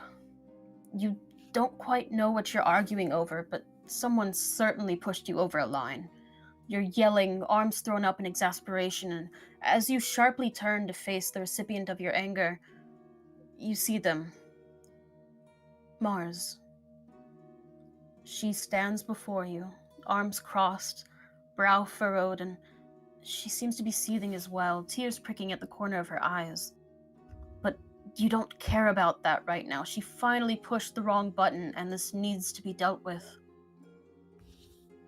As you finish another portion of berating her, she picks up where you left off and starts on her own tirade. The words she says don't make any sense to you, and it only fuels the flames deep inside of you. Finally, you reach your breaking point and lunge, hands gripping her throat, and you squeeze. It takes a moment for her to realize what's happened before her eyes flash shock and then fear. She tries to bat your arms away from her, but your grip's too tight. Each time she tries to push you away, you push that much harder on her windpipe until she's gasping for air. The tears that threatened her earlier now falling freely, strangled gasps escaping her lips. But none of that matters to you in this fit of rage. You can't stand that she would force out this side of you. You've warned her before. She needs to learn. And eventually the gasps and flailing against you stop as Mars falls limp in your hands, and it quickly floods into you the true extent of what you've just done. You can see the bruises begin to form around her neck. You did this, and this is one thing that you can never take back or make up for.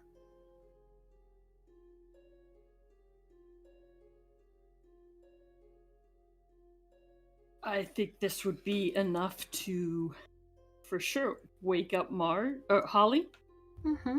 and she would scream out, like when she realizes what she done. She'd be like, "Nars, no! Oh my god! What have I done? All right. And if my roommate doesn't do or say anything, I will. Knowing that this will screw up with sleep rules, I will cast sending. Okay. And I will message JB. All right. And Go ahead. JB, I need to know. Can you just tell me everything's okay there? I had a bad dream. I need to make sure you guys are okay. And before JB responds, Mars, I have something for you. Oh, really? You shouldn't have. Oh, I didn't even get you anything.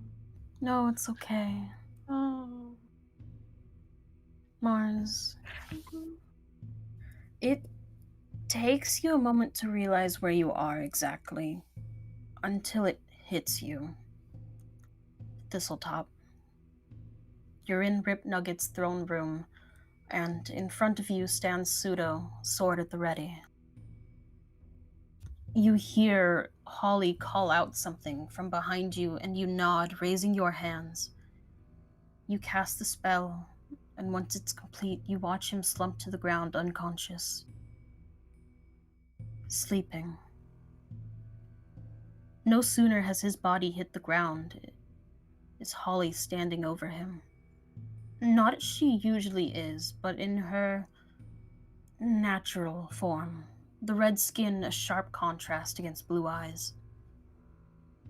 As she raises his head with one hand, producing a dagger with the other. And before you have time to even process what's happened, she's already dropped him to the ground once more. An angry red line spread across his neck with a pool beginning to form from it. As you look back from Pseudo to Holly, you see where her gaze lies. She seems affixed on the blade in hand. A sickening smile and furrowed brows decorate her face as she watches some of the blood drip off. While this happens, you note what looks like an almost imperceptible cord lead itself from Pseudo's body to Holly, and with a small glow on Holly's end, you wake up.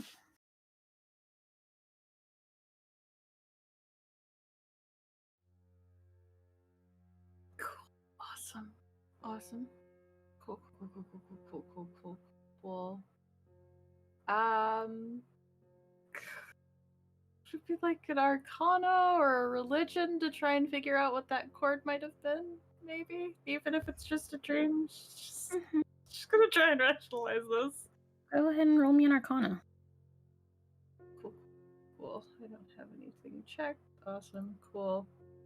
23. Yeah, that's my girl. Give me a sec. Let's see.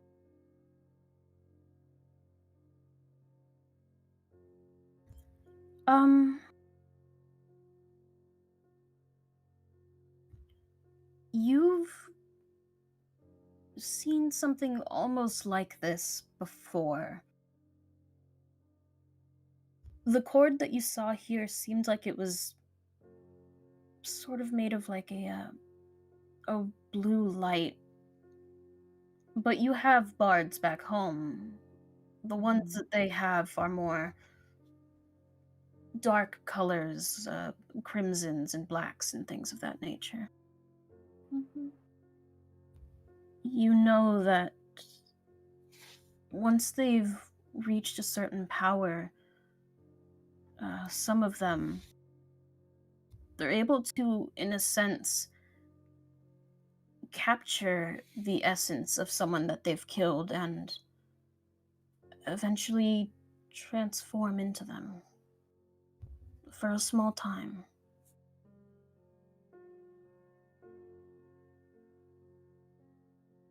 Cool. Mm-hmm. She bolts upright in whatever chair she's passed out in, sits there and like thinks for a solid like couple of minutes, trying to make her way through all of these memories, and then just freezes and sits back in the seat and just kind of slumps there, hand over mouth, trying to force herself to breathe calmly.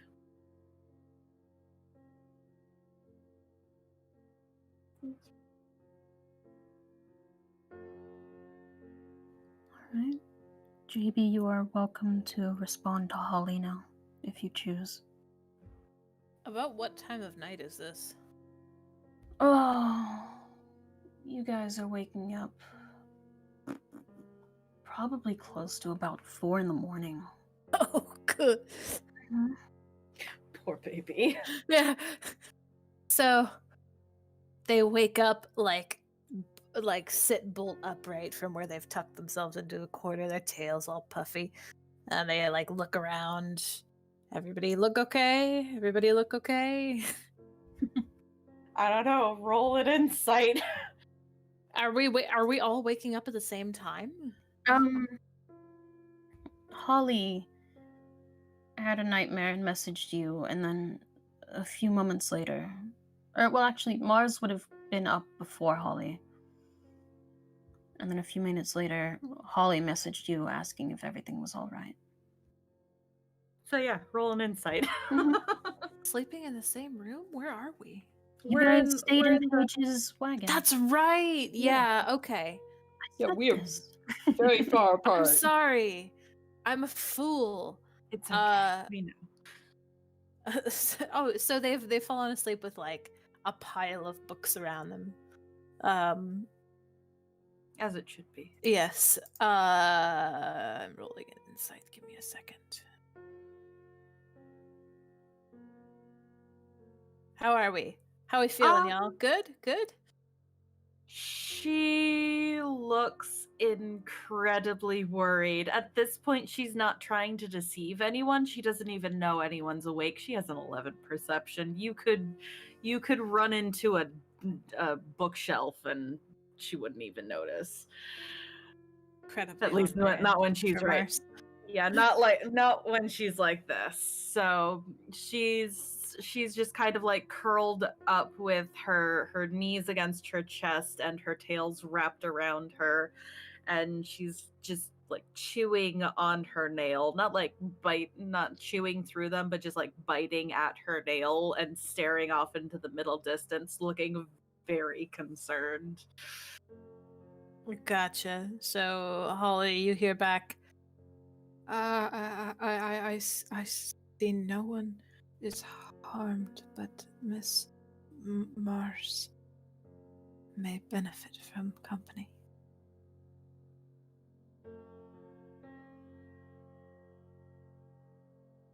Okay. Okay.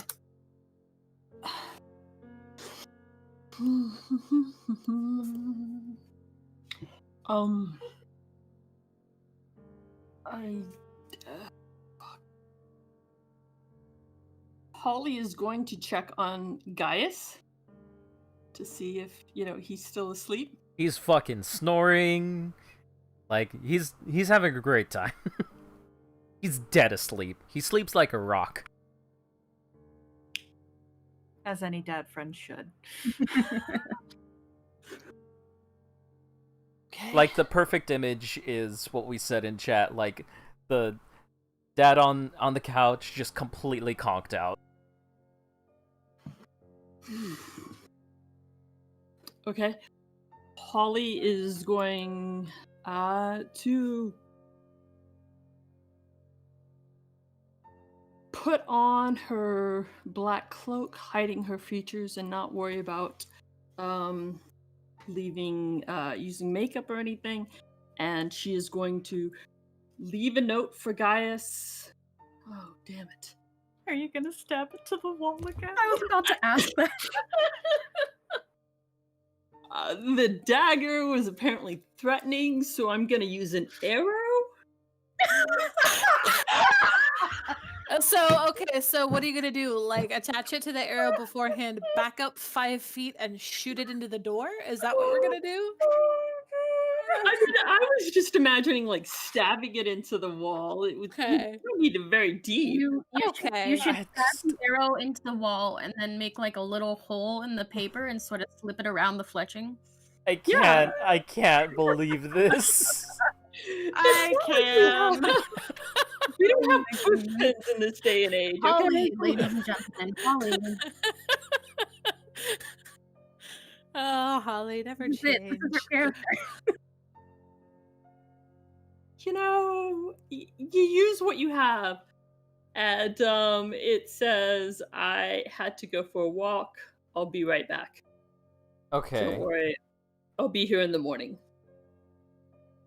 Okay. So the idea is if you wake up, you're fine. Okay. Then I will make my way to the wagon. In my cloak with normal attire, because I am not taking time to put on makeup or anything else. All right. It's easy enough to find the wagon. You know where they left it. And I will gently knock on the door. For push prints. I'm guessing I would be the closest to the door. Likely, yeah. Oh boy. I'm gonna roll a perception because she's really in Please her head. do. Oh, thank God. Okay, so that's not terrible. So it takes a couple of seconds before she realizes, just a moment. And she stands up, pauses, and like glances around. I'm guessing Emmy is passed out somewhere near. Correct. Emmy's curled up in a ball. Okay. So yeah, she will head over to the door. Is there like a look thing? Like a look-see type? Yeah, a little peephole. Oh, peephole, yeah. There's a bar that you can slide across, peep through it. Yes, who is it? It's me. I needed to check on you guys. At 4 a.m. Who else would it be? It could be a random stranger with a terrifying threat. Who knows? We God, get she's enough got of more that in the arrows. waking hours, all right? You have to be ready for those. She opens the door kind of halfway and then, yes, come, yep. And she like tries, it probably turns into one of those awkward do-si-dos, just trying finally like takes Holly by the shoulders and like gently guides her in and closes the door. Holly is inciting everything Mars does, every touch from Mars. To be clear to the audience, we the other day just encountered a haunted scarf that then Holly touched, which strangled Mars. And so Holly is feeling extremely guilty about that. So she is checking everything on Mars.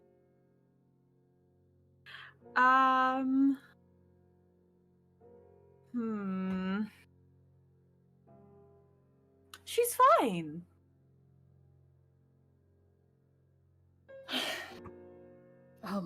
What is it, Holly? Are you okay? Did you sleep well? No, I just... I don't like splitting the group, but I felt like with everything going on and Aldrin, maybe it was better if Gaius and I stayed in the city. But then, I had a bad dream about you, and just couldn't shake the feeling that something was wrong. About me? I mean, it's It's not important. It wasn't. I know it was just left over from the scarf and everything. It was just, I don't know, I couldn't shake that feeling. So I needed to come and check on you. Sure you were okay. I mean, could have tried to sleep through the night, but then I wouldn't have gotten anywhere, so you... I suppose that's fair.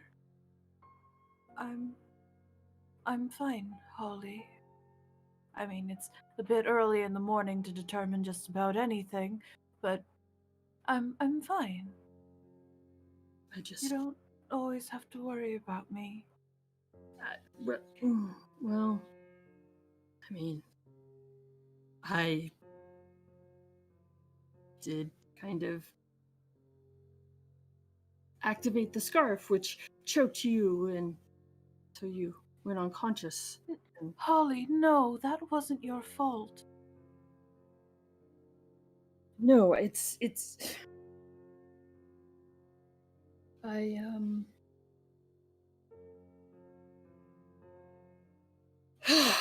sometimes I have a hard time identifying people that are important to me, that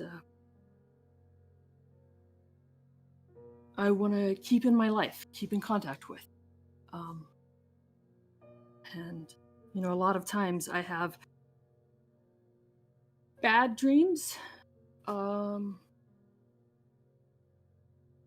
It's funny, you know, a lot of the party, they're kind of afraid of their past, I think. For me, I'm more afraid of who I could become. But the dreams, they... Well, Spencer, my brother, he told me once that maybe I dream about people and like bad things happening to them because they're important to me. So you're dreaming about bad things happening to me because I'm important to you?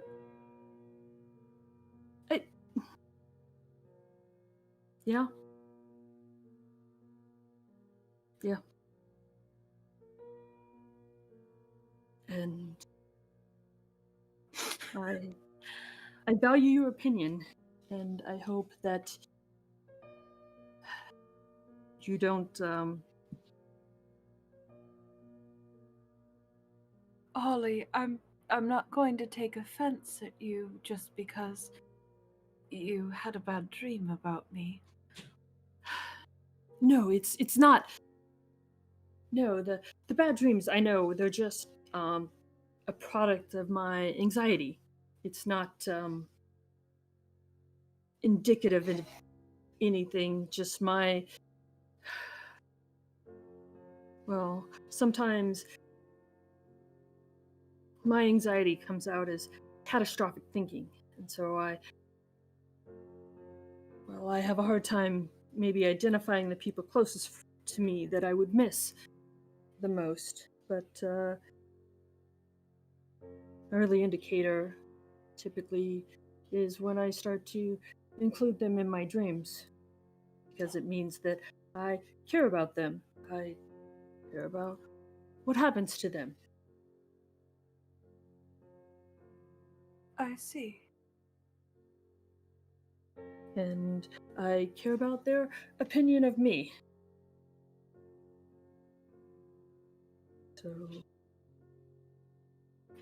I mean, the other part is this whole Aldern.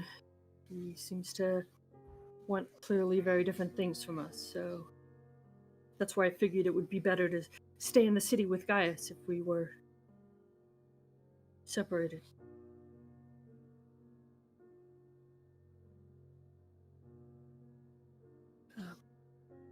But it looks like everything here is safe. Good. I'll head back to the city. I don't want Gaius to wake up alone. All right. Pleasant dreams. Sleep well. I hope Are you you don't have sure any- you want to go alone?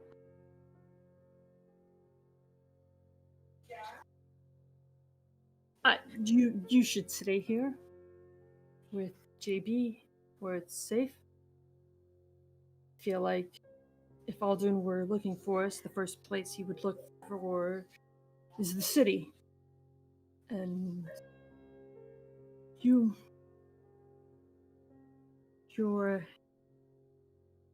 cat, your Cheshire cat, he told you that he wasn't the one stealing stuff from me. Are you trying to bait out whoever it is that's stealing from you? Do you think it's maybe Aldrin? I mean, if he's the one stealing from me, then he knows where I am, and it's not safe for us to sleep in the same place.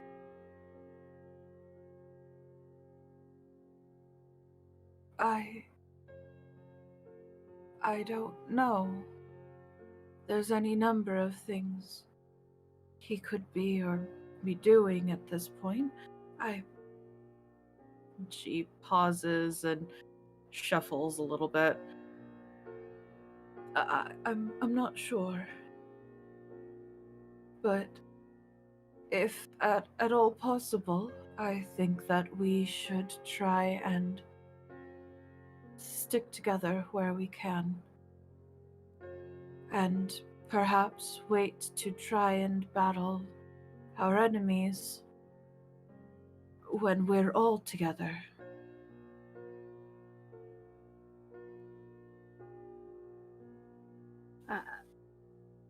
Absolutely.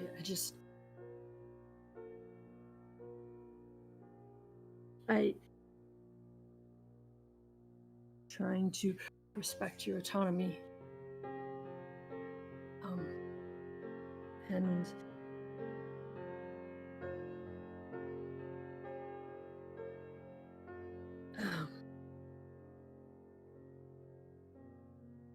Holly's gonna kind of look around and is there anybody there?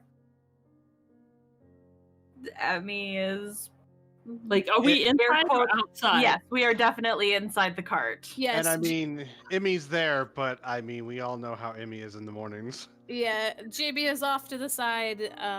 You did wake them up, but they are very pointedly, like, nose in a book, trying to give you your privacy. Paige is asleep on a cot in the very back far corner. I thought you were going to say that the pages were upside down because JP wasn't actually reading. It's just the kid drinking the juice beam, looking at the camera.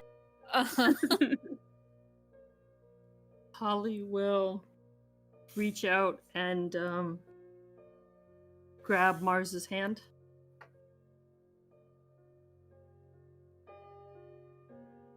Mars will give Holly's hand a squeeze and put her other hand to Holly's cheek. Well, if you're going to get back, you should do it soon, and if you're sure you don't want me to go with you, and she kind of eyes the door a little warily, just be safe, okay? Yeah. Definitely. All right. Miss Holly, may I offer a suggestion? Yes, JB. Please do. Your concern lies with Gaius wicking alone. If you wish to remain, I can go in your stead. Actually, my concern is more about Aldrin's attraction, obsession. And I would prefer that you all stay here. I don't think he knows of Miss Turner being in the city. I don't think he'll be looking for you all. So I think it's maybe safer. At least for now.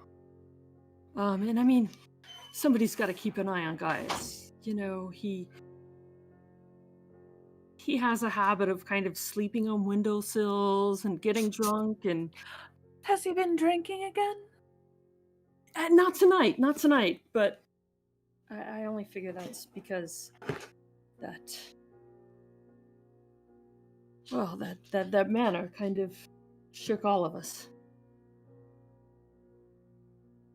I know it's got me reevaluating my priorities.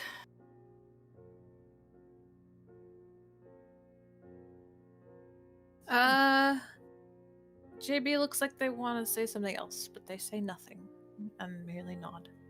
Hold on, wait a minute. You can do it. Shit! Rolling high. Hold on. I may fuck this up. Hold on. Yay! Hey! Well, has it been long enough that this is a Pathfinder campaign, so I had residual stat damage from the last session. I mean, Has it been long enough? 24 hours? It's technically the next morning. I'll give it to you guys. God damn it. I get a 7. You still get it. Yes! So Mars pauses and kind of tilts her head. JB, was there something you wanted to talk about? They watch their ears fold back. No. Are you sure?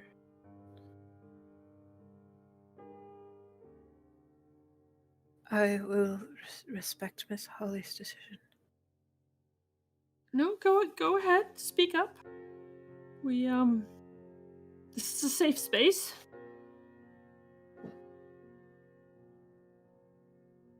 Oh, you watch them kind of curl up a little bit tighter. They wrap their tail around themselves. If danger is your concern, it would be best to be among friends. I appreciate that. And I absolutely agree with the sentiment, but I'm afraid I don't want to leave Gaius out there alone. I can bring him here if you wish. I don't think I'll get more sleep tonight, so I'll go and wait for him to wake up. I have some more books to read. Still trying to figure out this. There's gotta be a way that I can just capture a soul. Mars goes tense. Like Mars and JB share a look. I feel like Just go right straight there. rigid. Excuse me, but did you just hear what I heard? Okay, cool. It's right there. I know that it's in those books. I can do it. What exactly are you attempting to do? Well, you remember how poorly that assault on the stronghold that Ripnugget and Nualia were at, and felt if I could, if I could have captured Sudo's soul and interrogated it, then I would have been able to know those simple things like where his bedroom was and where Nualia was. it seems like I should be able to extract that information.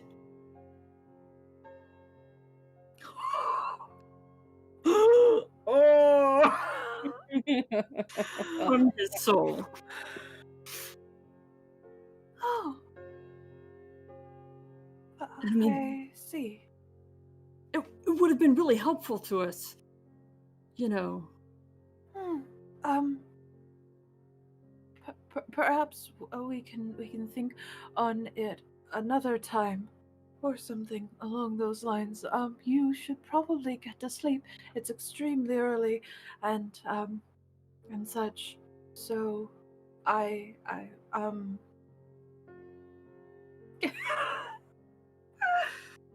Sure. Mars is trying so hard to keep a straight face, but she is sweating bullets. That definitely had her concerned. JB has gone back to trying to give you your privacy Oh by no. reading a book. It is still upside down. With that insight check, no, it's not.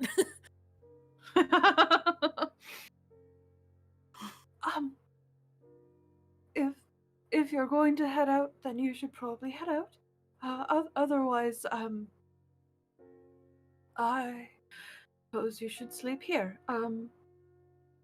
But regardless, I suppose we should bid you good night then.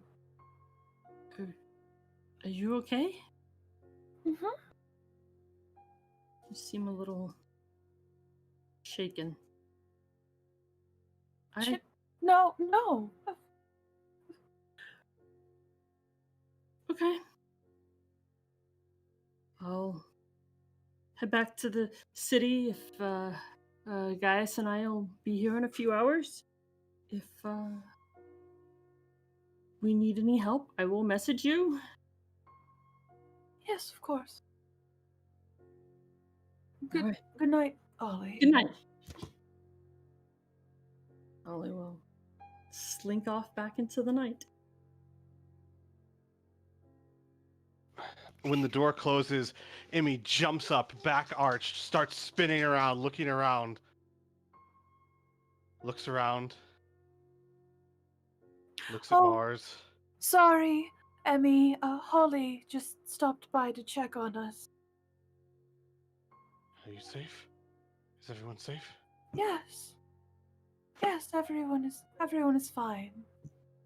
Go back to sleep. Emmy curls back down to sleep.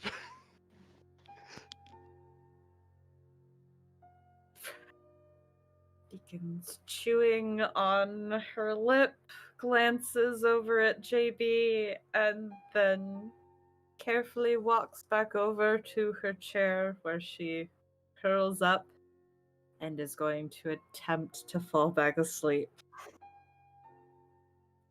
Dun, dun, dun, dun, dun, dun, dun. Attempt to Mhm. fall asleep. While Emmy is already back asleep. JB will stay up. They've slept enough. Holly just goes back and reads her books to necromancy and evocation. Gotcha. Cool. You notice when you get back to the room, Gaius has kind of rolled over, flipped positions, and is now drooling into his pillow. An eventful night. Yes. Holly will pull the blankets up, tuck it in just around, make sure he's nice and comfortable. And yeah, she will sit there, not casting the dome again this time. Mhm.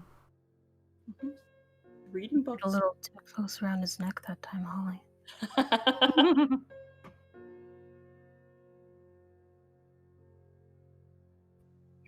All right. And a fair point, a thing to note to the viewers. The humming is something Mars often hears at night. And by often, I mean always. as she has a lovely little as Holly likes to put it, a Cheshire cat that follows her.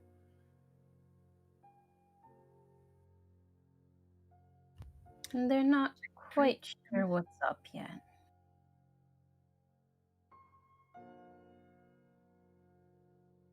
It makes her very uncomfy, but it loves her. It did get things on her pillow. That's true.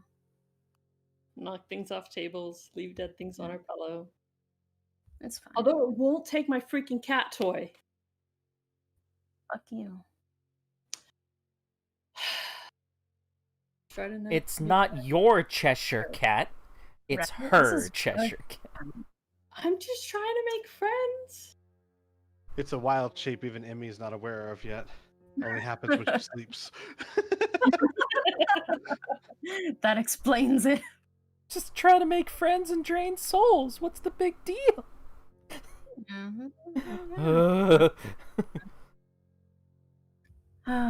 So, eventually the hours pass by.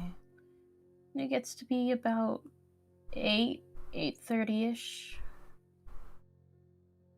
What's the plan for the day, guys?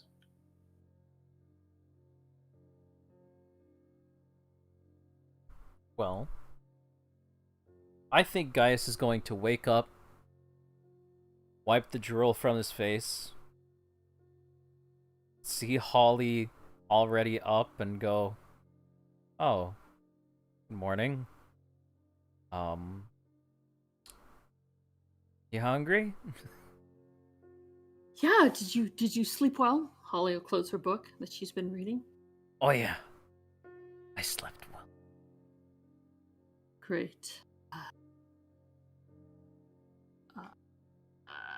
Holly would have already had time to do her morning routine, so you see her dressed and ready to go, just reading a book. And do you want me to get some breakfast downstairs? I could get some stuff to go. We could meet everybody at the cart while you're getting yourself ready. Oh, that'd be fantastic. Thank you. I'll be right down. I just gotta get my armor back on. All right, I'll meet you downstairs. Okay. He's gonna take his time getting his armor back on because he's super groggy.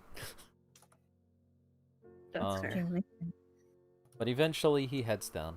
And I'm guessing both of them get food and bring it to the cart.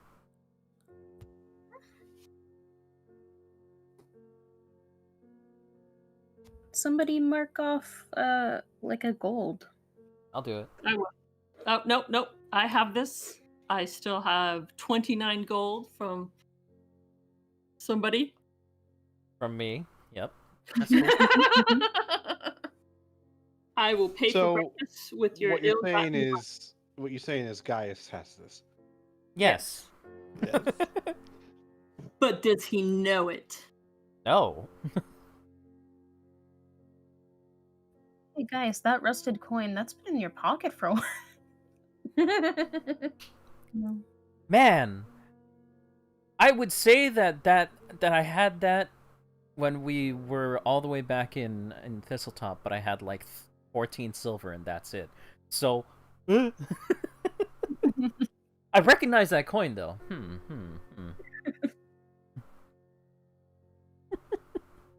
All right, you guys are able to get yourself some breakfast, make it over to the cart, and regroup with the others.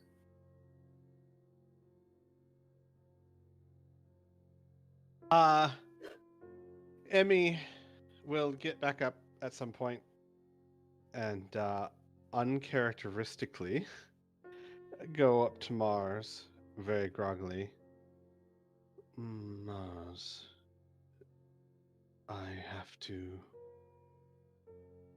work on something. Are you alright? Do you need something? More sleep. Oh, But that is not possible today. And, like, she just does this little, like, cute Finnick yawn. mm-hmm. Mars, How much have you traveled? Well, a fair bit. There was, well, I suppose the grand majority of the continent that I had to get to before I finally ended up in Katsu. And then from there, I've gone quite a few places. Well, not quite a few, really, but a few. Why? Have you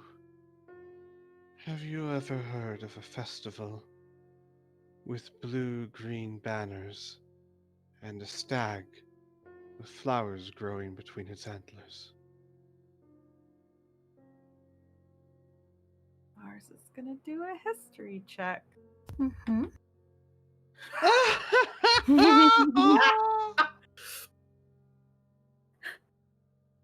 She frowns and thinks really hard about it. And, like, for a split second, she looks very excited and then pauses and goes, "Oh, no, that's very different. No, I'm sorry." Emmy will shake her head. It is all right.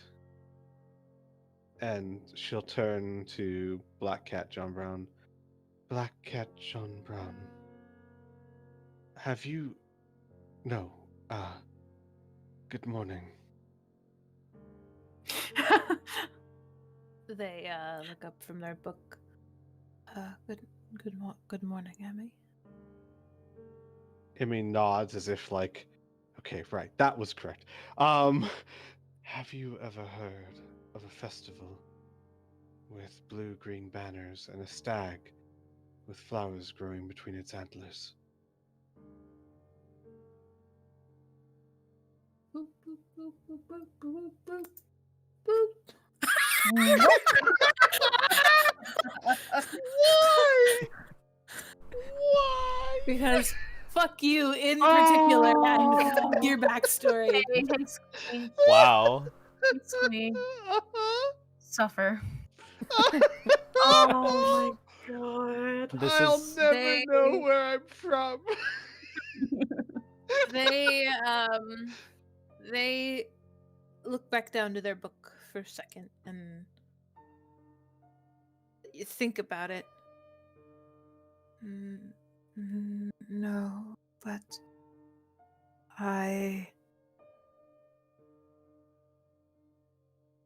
there are many places I have not been. Oh, may I ask why?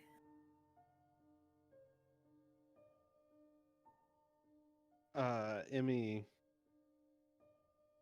hesitates and then shakes her head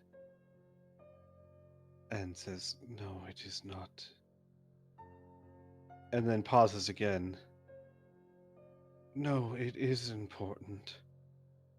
I had a dream or perhaps a memory last night." And then she'll pause and like turn to Mars and say the exact same thing, like she's trying to tell both of you. Mars nods and then pauses and looks at JP. We really need to find a much more proficient way to do this because group conversations are just a hassle. Sorry, so you had a dream about it? I think maybe of. I think I was human once. Oh. Oh, like the girl when you had the fox mask on. Yes. Her. Okay. Is I that a think bad thing? that's. I don't know. What do you mean by bad? Oh, well, you sound very stressed right now.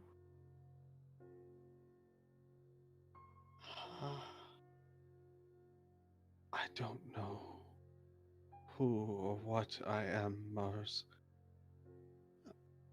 I don't know if there was another woman and a child, I think.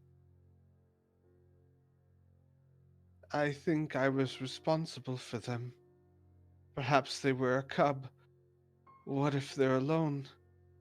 What if I've left them alone? Emmy, it's all right. We will figure this out. We just need to be methodical and logical about this.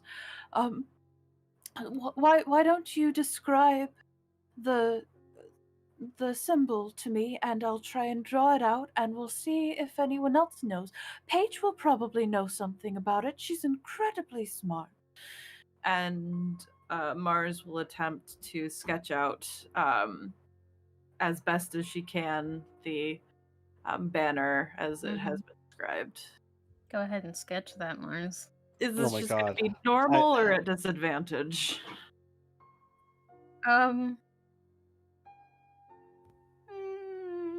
I guess, I don't know. Would it depend on like how well Emmy describes it? Right. I was gonna say I'd like to roll a wisdom save to see if Emmy, if you don't mind. yes. Because like, okay, good. Because like Emmy could totally Ooh. be describing like its pheromones smelled like this. It had a slightly asymmetrical cloven hoof. It would have made it easier to hunt down. You know, like things that don't help at all. Yes, the banner smelled like this. No, so she describes, yeah, as best she can. And she would repeat everything to Black Cat. As you talk to them, they will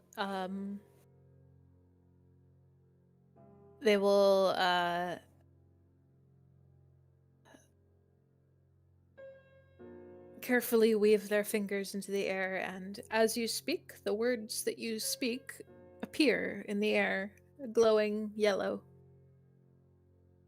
As they cast minor illusion. Emmy tilts her head. That is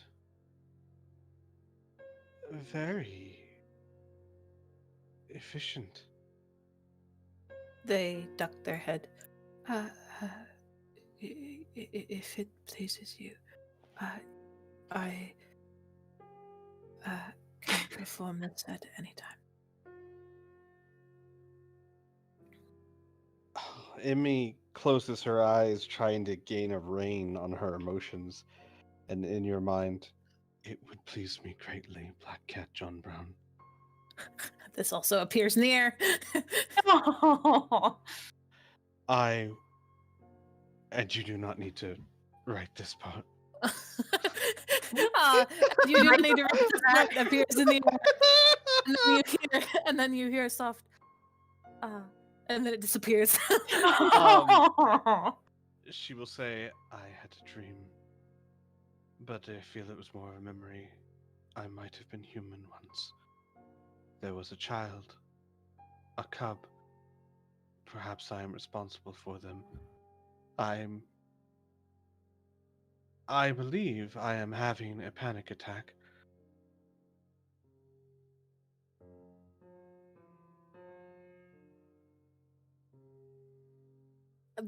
She says like, and by the way, she's like, her back is arched, her eyes are really wide, her voice, her mental voice is calm, but you know. They stare at you blankly for a second, and then they wave their hands and the rest of the words disappear. How can I help? Emmy shakes her head. I do not know. Oof.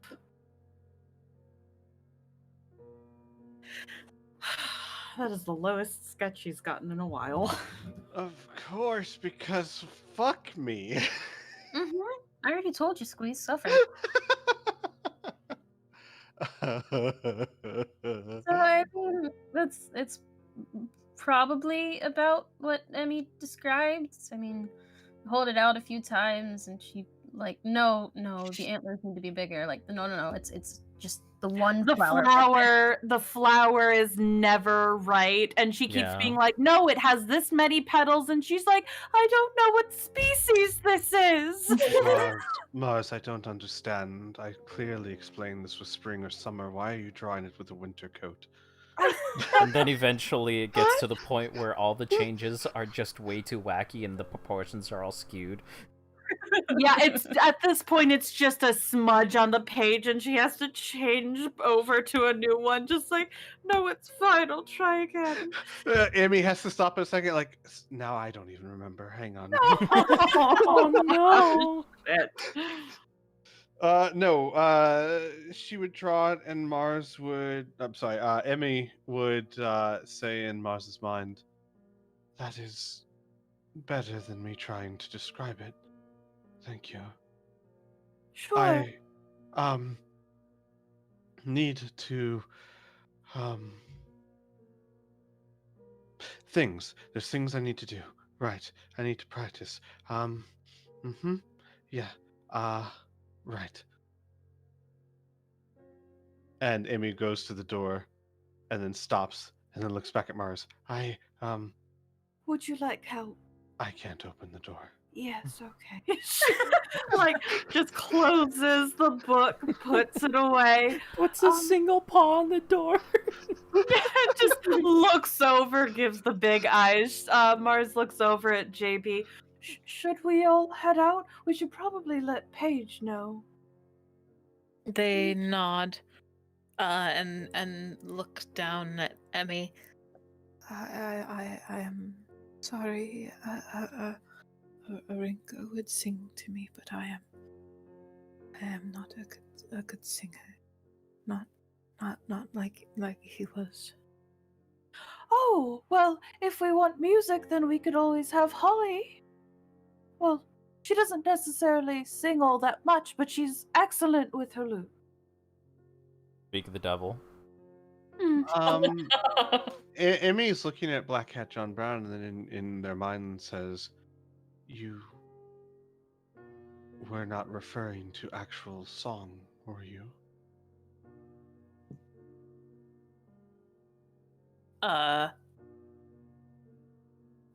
Yes, they absolutely were. He was a bard. Wait, no, I'm confused. Maybe I misheard. Why are they apologizing? They can't sing? Emmy's make him having a feel panic better. attack. Oh, When okay. JB panicked, Arinka would sing to them. They are Okay. apologizing because they can't do the same. Well, they can, but like they're not a good singer. Okay. Now I understand. Emmy would not say that then. Okay. I thought that was some weird portent thing you were talking about. No. What? Cat yowling in the alley. That's so rude.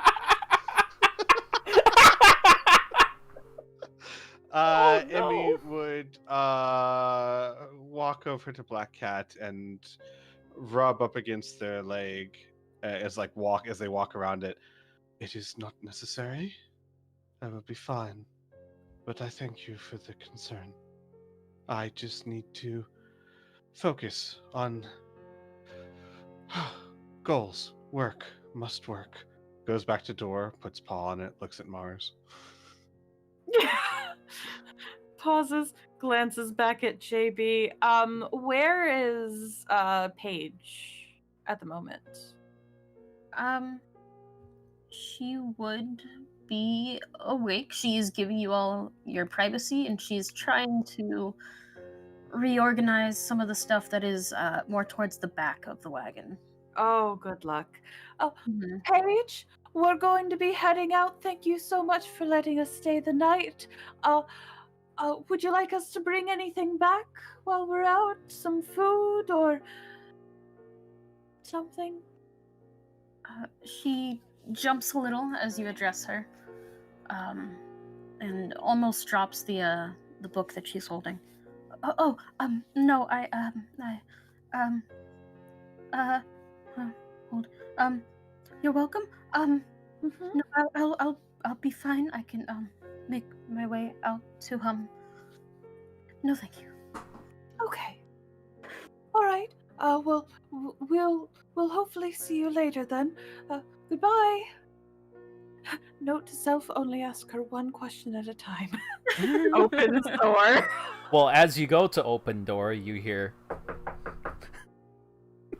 Oh. Slam Gaius in the face with the door. do you want to do that? We can do that for comedy effect. Oh my god. Roll a fucking dex save. See Alright. what happens. Cool. 13. Disadvantage. Oh, disadvantage? Oh, he's not that groggy. I know. Well, I mean, I am carrying food, so let's do it. Oh no! Okay, Oh, disadvantage. no.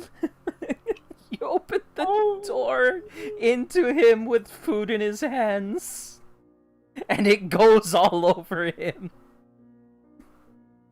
Oh. Ah, I guess breakfast is on me today. Oh no! I'm so oh no, the dad jokes. Oh, I'm Emmy so walks over sorry. and starts eating food that's dropped. I didn't. I thought we were going to go see. Oh, it's Oh, your armor. Gently starts prestidigitating away the whatever the fuck is on you. All the Just hitting it breakfast to the stuff. ground so that Emmy can eat it. Pancakes Oh. and honey Oh, and Holly is carrying pocket bacon and like drinks. coffee. yeah. Well, you guys can realize have you don't that, I have to guess. Put it in your pocket, right? It's called pocket bacon, Squee. It's a food you eat on the road. Mhm. Sand. Well, are you guys hungry? Because we can get something to eat. I was looking forward to that. This is okay. You know what? It's fine. I can pay for breakfast. And she will continue prestidigitating away as much of the syrup and the pancake and the everything as she can. Thank you. Let's go, everyone. Before we start making a mess in the cart all over the books. Yeah, Looks visibly distressed at the idea. maybe this was a bad idea to bring pancakes to the book place. Maybe it was a bad idea. I see. Holly is going to hang back. She has a question for Miss Paige Turner. All right. The rest of you make your way out of the cart. Yeah, JB pauses, seeing that Holly has hung back. I mean, Holly's just handing everybody coffee or tea as they come out, depending on Oh, what they gotcha. want. Then they, on their way out, goodbye, Miss Turner. Be well. And they'll duck out of the cart.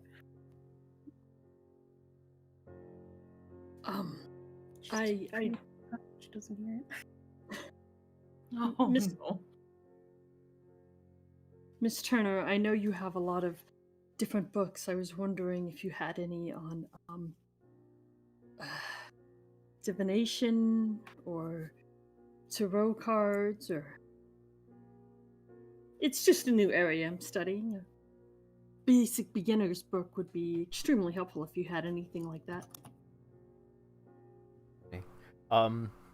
Gaius is gonna poke his head into the door and go, if you have anything on Tempest, that'd be great too. So, Holly, you stay behind and ask. And, she looks a bit surprised again because she was expecting you all to just, head out on your merry way. And, she hesitates on picking up a chest that she was moving as she says, I'm sure I have something on those. And guys, you pop your head in a little louder, ask for something on Tempest, and she jumps and drops the chest to the ground Oh no. and quickly ducks down to begin picking things back up. And then realizes that you asked her something and stops in the middle of picking up some sort of orb and peers up at you over the table. Hair a bit frazzled, glasses are crooked. Oh, sorry. I'm possibly. Looks around. I'm still figuring out where everything is. This might take a while. Okay. Thank you. Absolutely. We appreciate all the help, and thank you for letting my friend stay here safely. I know it was a huge imposition. Can I do anything to help? Maybe help pay for somebody to rearrange things properly to your liking? Yeah. Oh, no, I put all of this in here. I can organize it. It's not a problem. Well, I hope I got you a nice soy chai latte. I hope you enjoy it. We... Squirrel. Sorry? Don't worry about it. Keep going. We have some mysteries to solve. We'll be back later. Bye! Just sort of watches over the table as you guys leave and close the door behind yourselves before she rushes to pick up whatever else fell on the ground. Emmy immediately starts walking away from everyone else.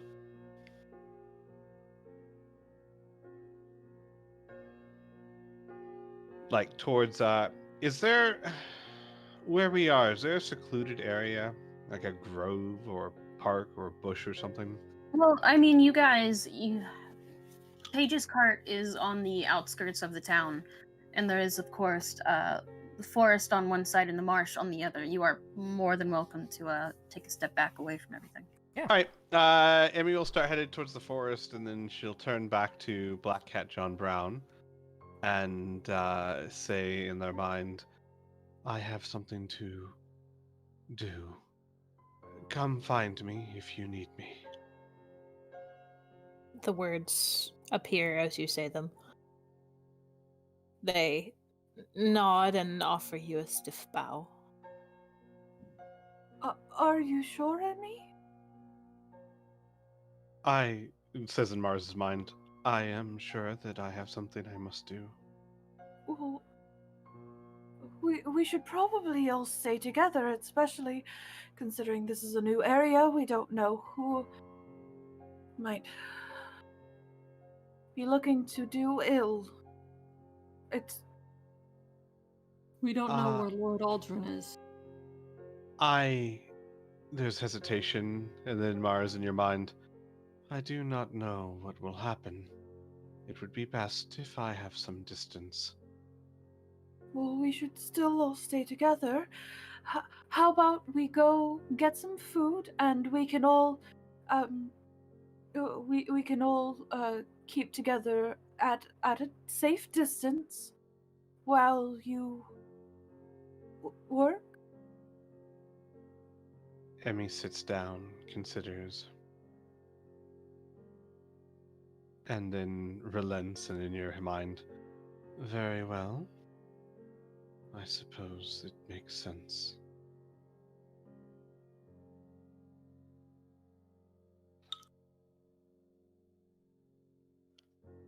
And she'll walk back over, jump up onto Mars's shoulders, and go into scarf mode. Start choking her out. Listen, okay, just because there's one bad egg. Mars Hashtag pauses. not all scarfs, DM. Yeah, Mars pauses for a moment and then kind of motions for everyone. Where did you? Oh, you probably got the food from the inn. I suppose we should go back there and get something in a safer container to go. And They had a buffet. We could probably just, pay a little bit more and get to eat again. As Holly For the first blows time. air out of her ass, tiny village with a buffet. What the fuck? Sure, anything Mars wants, Holly will pay for. Of course, it's free. Oh Listen my here, god. just because you're stuck in Florida with their tatty towns. Come to the say- real South. We have breakfast buffets. I live in a city, sir. I Come live in to the the center real. of Metropolis. No, Come I've up to the seen real Florida. South. I Oh know. my god. Real Anyways, South. I've Come seen real up, South and I'm come not up. impressed. Come up to the real South. You're too You south. know, You need to be up. less south. Mhm. Up where the South is. Uh-huh. I'm just saying, Georgia has some amazing breakfast. Good for them. Ripped, but I'm different. Anyways. I wish there was a buffet on my island. That'd be dope. Mm. You all So begin anyways. making your way towards the inn. Mhm. Okay. Are you done? As you give me just a moment to check something.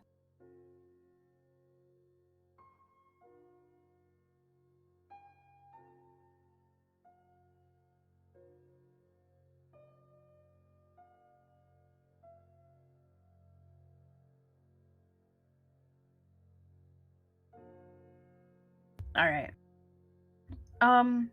As you enter, Emmy, I'm assuming you give like some sort of really not interested look around the rest of the room and hone in on the food. No, a very interested look until there's no threat detected, and then it becomes very uninterested. Okay. So you begin your very interested look, and this place is, pretty much empty. Not much traffic through here, aside from one person who sits at one of the tables. Why don't you go ahead and describe your character, James? Oh, he is a very blue, 8 foot tall Goliath. He looks very young. He has like bioluminescent strips across his head and like a kind of a cloak and just some rugged pants, and he's eating a bowl of viscous white substance. Emmy, as he catches your gaze for a moment, you have an instant flash in your mind of someone who looks fairly like him as you are dragged down a hall past each other with only torchlight lighting the area.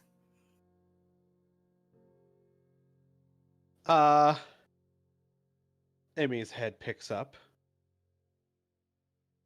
And in your mind, you hear, I know you. I've seen you. Us on the other side of the room. He stops eating, looks around, visibly confused. Emmy will jump off of Mars's shoulders and run up to the table and jump onto the table and sit Emmy, in no, front of that's him. not ours. Oh, I am so sorry. Emmy, we can order over here. You were there. You were in the place, that lab. I've seen you. He scoots back with a look of fear in his eyes and like huddles his bowl of mayonnaise to himself. No. She won't hurt you. It's oh my god. Mars doesn't know this. She doesn't have to be terrified. No, it's fine. She won't hurt you. No, you aren't going to hurt him. That's his food. Squints a little at it. I'm terribly sorry, sir. She's very sweet when she wants to be. You've seen me before, haven't you? He looks around again. What is going on? Pardon? I keep hearing things in my head. Oh, no, that's Emmy. What's enemy? I'm Emmy. Not that that helps. Yeah, as Mars says, "This is Emmy," and like does the ta-da motion with her hands at Emmy. She can speak in your mind. How did you get in my head? Well, You're just a fox. I am not in your head. I can merely speak to you telepathically. I have grown so used to my friends being comfortable with it, I had forgotten it unsettles others. But you were there. I saw you. They did things to you, changed you, like me. And Emmy stands up, almost like willing this to be true, right? Mm-hmm. He still looks confused. From where? I don't know what you mean.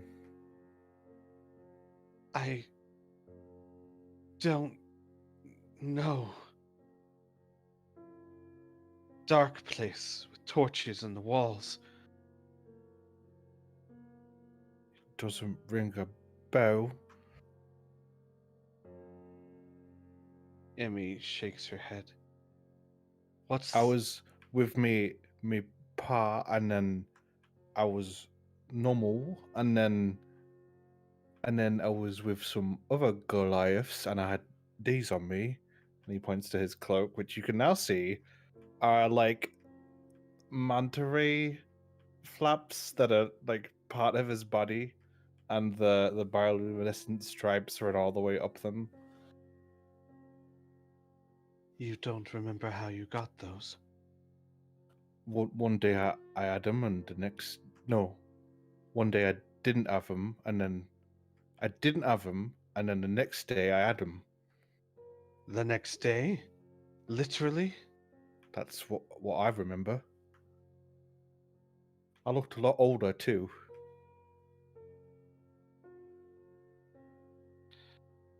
Emmy nods. I know I've seen you. And then we'll turn to Mars for the first time. Yeah, Mars has just been like fidgeting with her fingers, like trying to smile politely at this random guy, just like, I am so sorry. This Goliath person stops, turns. I'm sorry, what is your name? 27, but my friends call me 20. Emmy.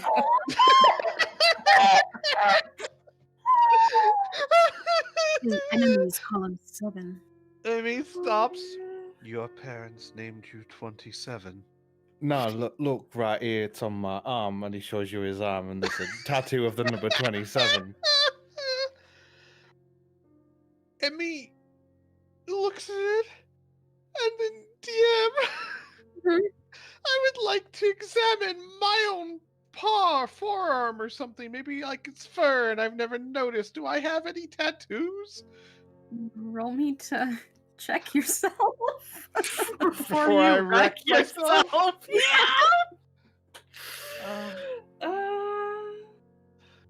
Yeah. No.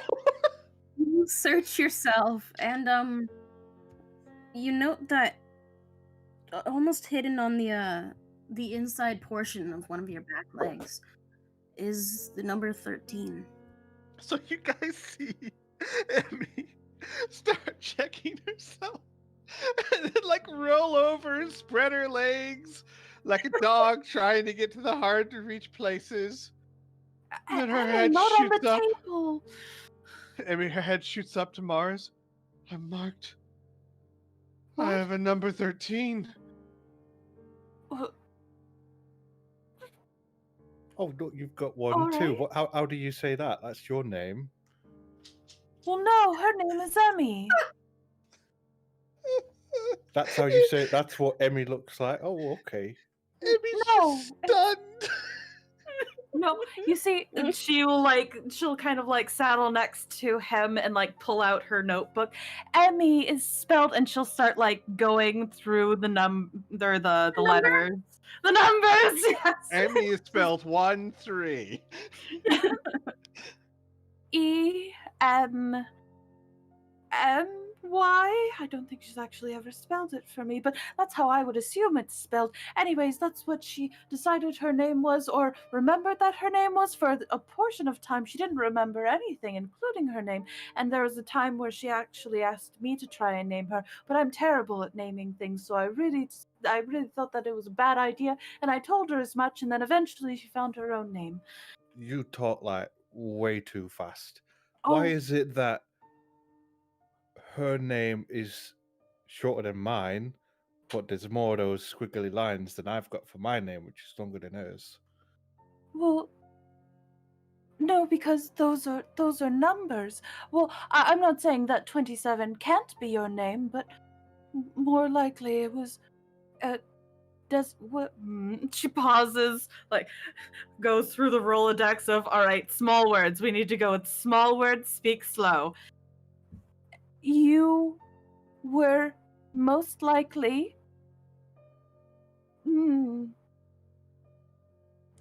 labeled.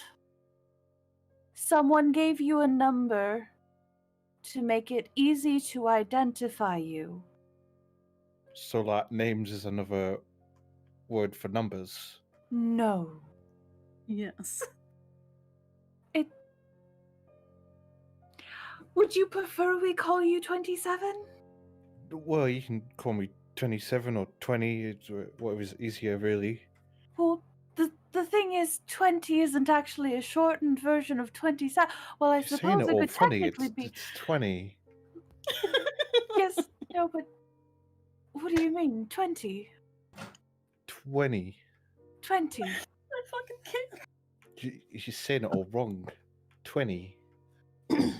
Yes, 20. Would you like to come sit down and They're just gonna be at it for hours. And I just want to point out this entire time, Emmy is staring off into nothing, having an existential crisis. I've cleaned there before. I've never seen this. Oh my god. Yes, would you like to eat with us and your Oh, creed? yeah. You want some? It's mayonnaise. It's what? Mayonnaise? You're just eating plain mayonnaise? Oh, it's so tasty. It's really good on Oh. pancakes. Oh. There's a What? split second where Mars just turns and looks at Holly, and there's horror on her face. Excuse the me. moment. Hand to her chest. This is the moment we realized we had to kill Holly. Oh shit! Oh no! Holly, I think we're going to have a talk about this, but not right now. Why don't you eat something that isn't plain mayonnaise or mayonnaise on pancakes? My mom's favorite thing. She used to dip the little pancake in the mayonnaise. Okay, you can stop right there. You can just stop right there. It wasn't Mental actually note. mayonnaise. It was vodka and cream. She just Maybe said it there's- was mayo. Maybe there's some peanut butter involved. I don't know. Oh my god. Disgusting. Well, I just eat this because it's free, and he pulls out a Squee. jug.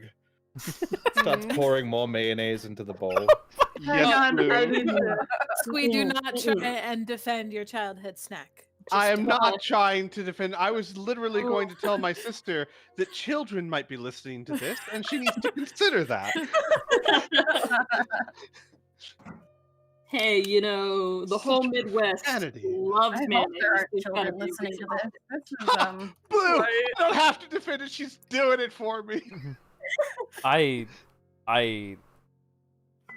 Who are you people?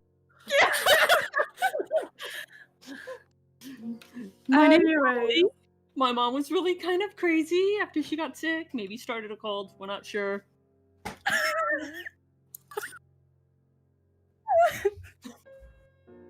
Oh. That was a rhetorical question. I shouldn't have answered that. I'm sorry. Hey, JB, let's have a conversation over here. JB has been looking so lost, like looking back and forth between all of these people. Emmy's having a crisis. Mars has taken offense to something about the food. They're getting ready to be like, should I leave? Like, What the fuck is and mayonnaise? then they sort of, what are you talking about? And they startle and then they trot over to Holly. I'm just gonna order something. If you guys want to sit with me, that's cool. I think I've You're lost just my gonna be appetite. Holly will order pancakes with regular maple syrup. You were going to say mayonnaise. Watch those Totally gonna words. say Those are mayonnaise. fighting words. With regular mayonnaise, not the fucking low-fat shit. Don't bring Miracle Whip into this house. It's funny because I only use Hellman's. All right. Anyway. Sorry, as my wife corrected me, Dukes, not Hellman's. We only use Dukes in this house. It's apparently a southern How thing. dare you blaspheme on the type of mayonnaise that you use? So, Holly will find a quiet-ish nearby spot to JB and order food. And as Emmy is having their existential crisis and everything, Holly will look to JB and say, you talked about strings and threads, seeing our destiny and things like that. Are you familiar with, like, divination magic and tarot, those sorts of things? They've been sort of idly picking at whatever food they ate. It's probably just meat. They were like, just give me like 3 slices of ham on a plate and I'll be happy. And they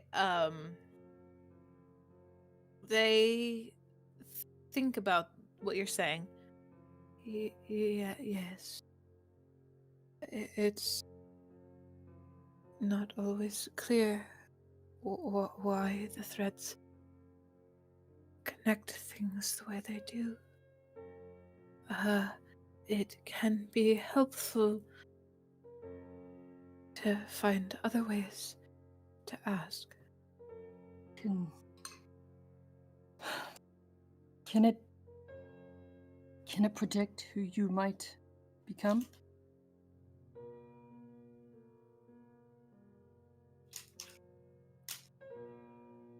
I don't know. I think the only person who can predict who you will be is you. I'm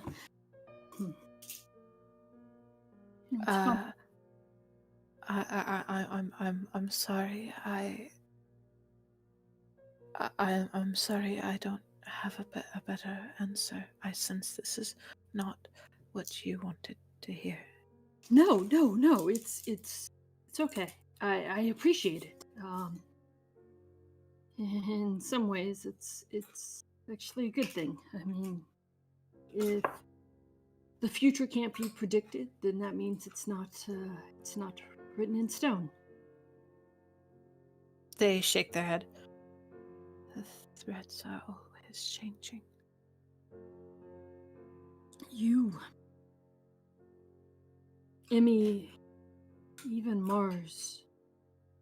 Holly's gonna look around to see if anybody else can hear what we're saying, and speak a bit quieter. And she's gonna say that, you all are afraid of things that happened. People that you were and things that you did in the past. I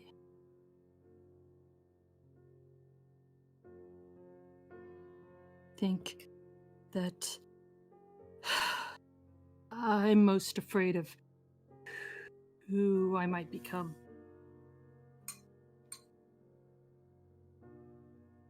Who I could be walking down this path.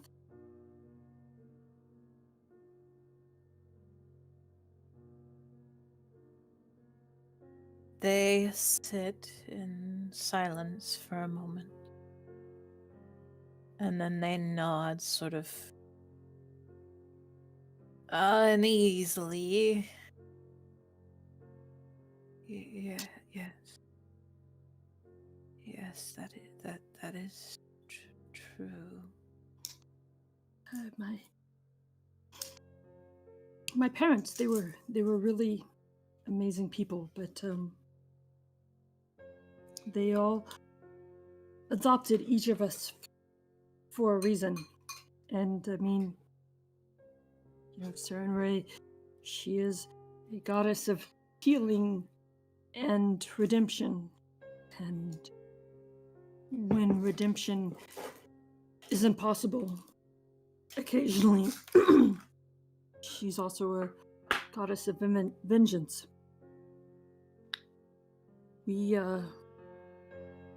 My mom and dad, they did a good job preparing us for being the healers. And yeah, I mean, Spencer, my brother, he's much better at healing and redeeming. But well, growing up, things became evidently clear that my talents lie in, well, stopping those who can't be redeemed. And I need somebody I trust, who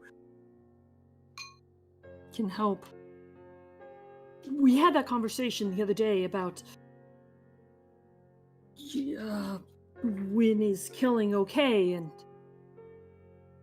would it be okay to kill somebody if you knew they were going to be a Hitler versus just a random person? Fuck is Hitler? Right, we should point out to the audience that Holly likes to say things that would make sense to us in this world, but makes no sense to anyone in that world. Constantly. She's read a lot of books and not a lot of practical human interaction. Let's play analog quiplash. Holly, what are you talking about? Hitler was this evil guy who wanted to destroy everybody who wasn't like him, and so he did. Anyways, we talked about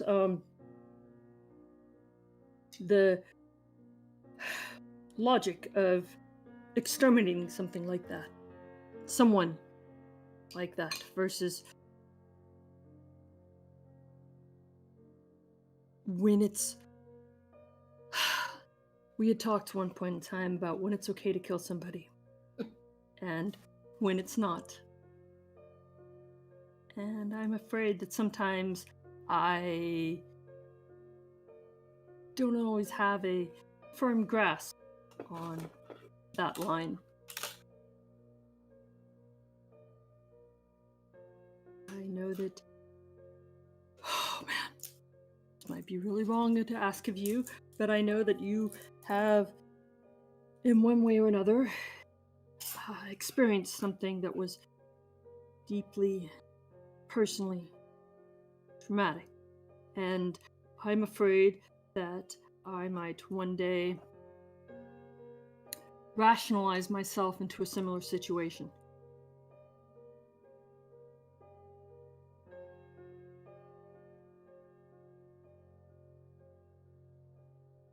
Doing something that might be for the greater good, but would ultimately sacrifice myself.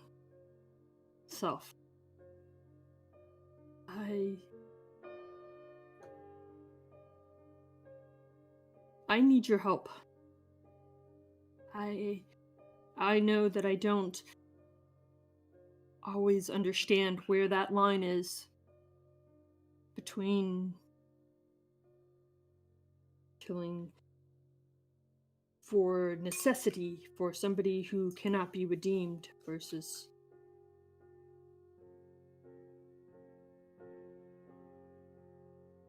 killing someone who could, but my own vengeance blinded me. Miss Holly? Yes. She's like playing with the cord on her robe. To look up at JB, full in the eyes.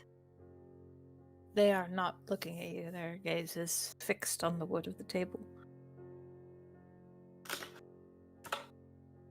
I think you are much stronger than I am. And I don't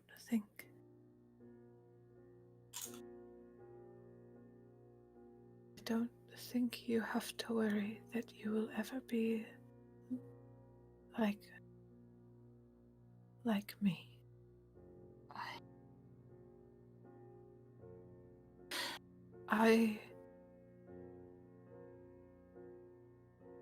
I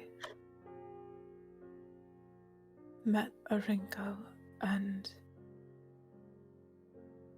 he made me want to be good. And I think that as long as you have people around you who make you want to be good, then you will never do something that is irredeemable.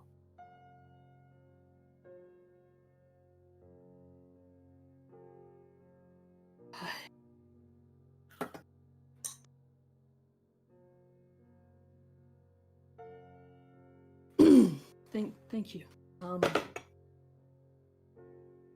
I wish I had as much faith in myself. We all had our particular talents growing up in the orphanage.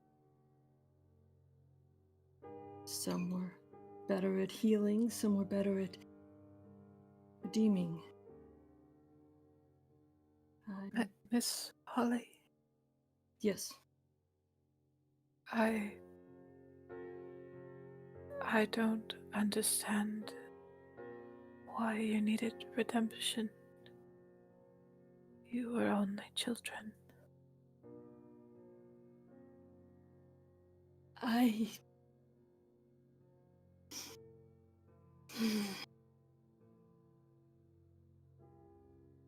Why I needed redemption.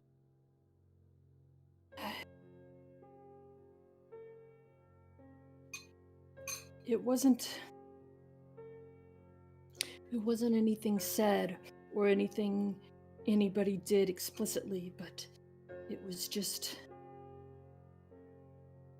I knew that I wasn't who my parents wanted me to be, that if I gave in to my infernal desires, that, well, I would just that I could consume and hurt anybody close to me. That's the story of Holika. Miss Holly. Mm-hmm.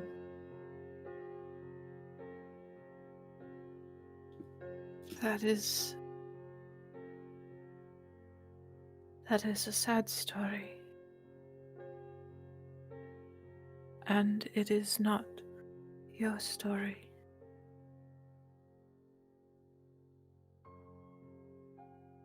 Miss Holly, you are not. You are not. You do not need redemption for being who you are. But if I don't, I have to stick to the rules. I have to play by the rules. If I don't, if I step off that path, don't.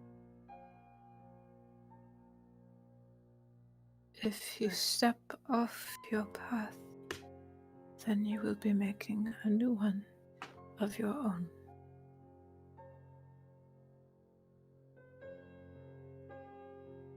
Is that what you're doing? Making a new path of your own, or are you seeking redemption for something you did? You don't. I'm sorry, I don't know what is in your past, and I shouldn't have said that. But I know you're afraid of who you were. Are you afraid of becoming that person again?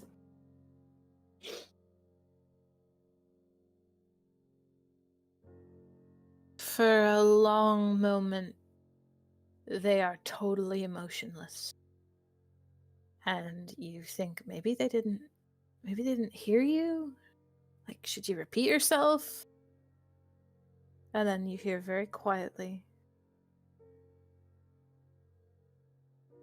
I am terrified of that more than anything else. Yeah, every night, go to sleep, and I dream the worst possible outcomes, the worst things that could happen. The worst, I think, that I could do to somebody.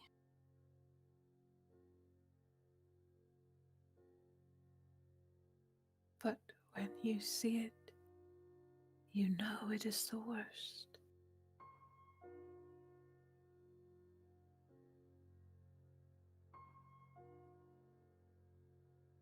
I don't. That's the thing. I know that I could talk myself into doing some very bad things. I could rationalize them for the sake of greater good. Holly. Saren Ray preaches redemption, and for those who can't be redeemed, we must offer vengeance. Holly.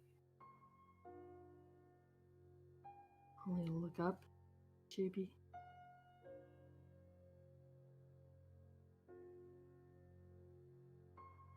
When you look at Miss Mars, do you want to hurt her?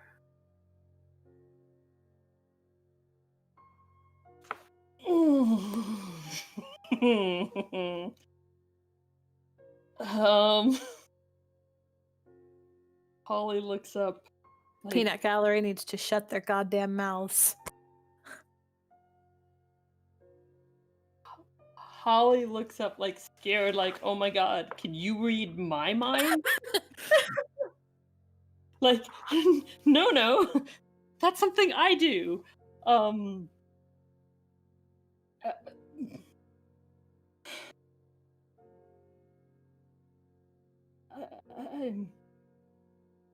I don't want to, but I mean, yesterday with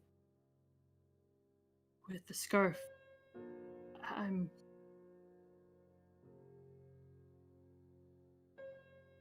afraid I would unintentionally. And I know it's not real. I know it's not rational.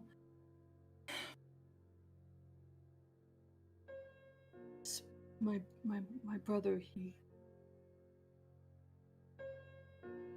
told me that, maybe that's when I know that I care about somebody, when they show up in these anxiety spiral dreams. But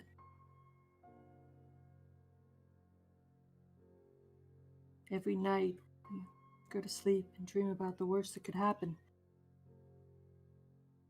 I mean, the worst that you could be.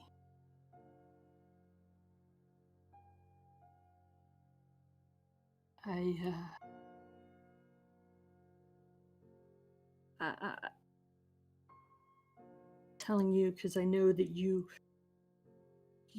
would understand. That you've been to that place where you just survive. I don't want to go there.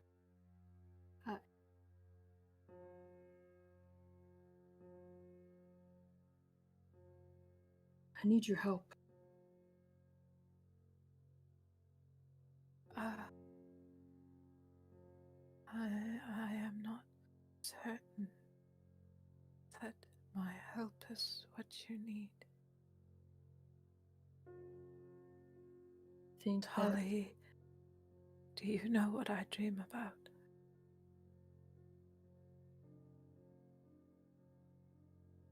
Well, is it strangling Mars?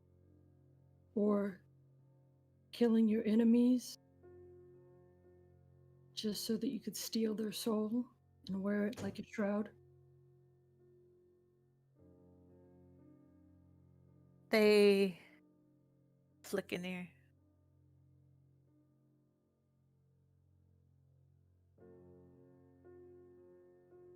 I dream of them all. I dream of them all and they watch me. And it is all I can do to lay at their feet and ask for their forgiveness. And pretend what I have done is forgivable. I don't know what lays down this path, but I know that my family picked me because I was different. I wasn't typical human or dwarf. They felt that I needed to be saved and redeemed Miss for Holly. the infernal heritage I brought with me to this world. Miss Holly, you were a child and you did not need redemption. And you? Who were you at the time?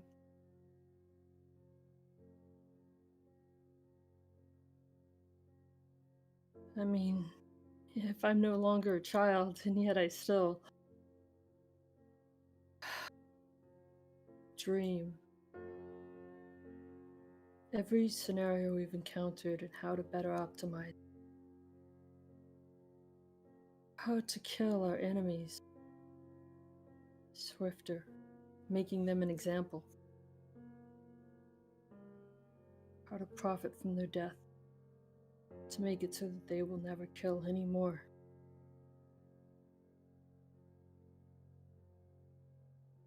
Those things I dream about.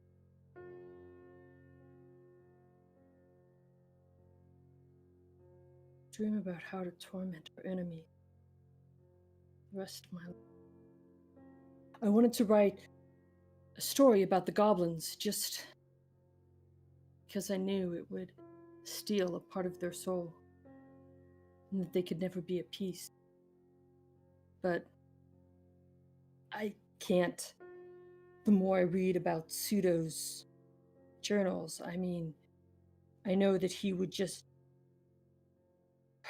if he were left to be free, he would haunt the city, terrorize the city, find some young girl and trick her into thinking that he gave her power, and then whisk her away to his secret underworld lair where he would propose marriage or some other entrapment to keep her there forever.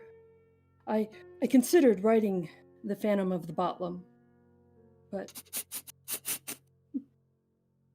I just couldn't have that out in the world.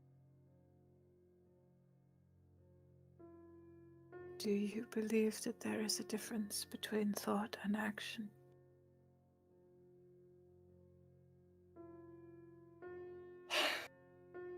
Yes. Problem is, I don't know where the line between good and bad is.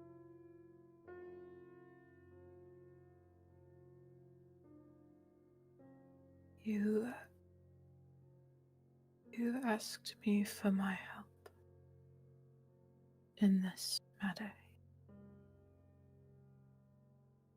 And any help that I offer is freely given, but Miss Holly, I don't know if I'm the right person to help you. I don't know if I could find that line myself.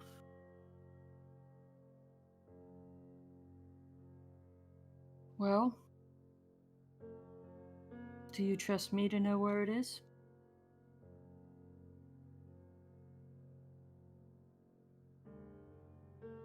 Because I trust you. I know that you may have crossed that line somehow at some point.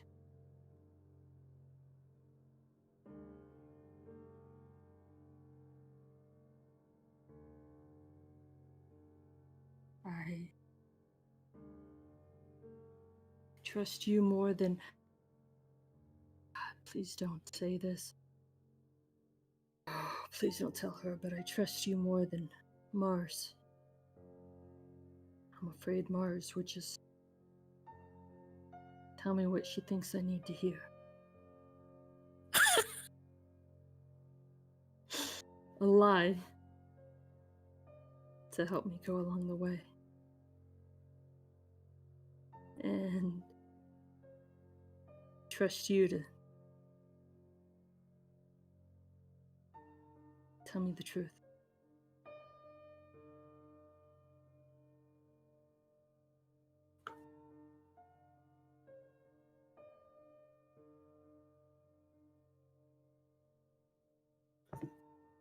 I will endeavor to tell you the truth when you ask it of me, if this is what will please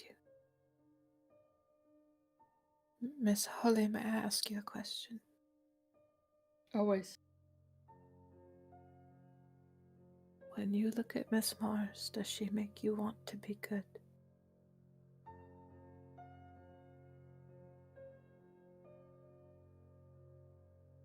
Yes. She makes me want to be the best person I can. Be a better version of myself. Then I think you should try trusting her a little bit more. I will help you, and I will say nothing of what has happened here, but Miss Holly, for as long as you will have us, whatever path you make, you are not alone. And whatever path you choose,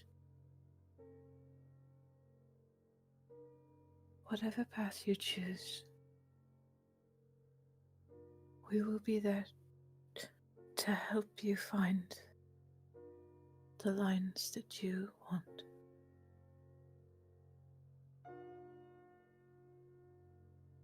Thank you.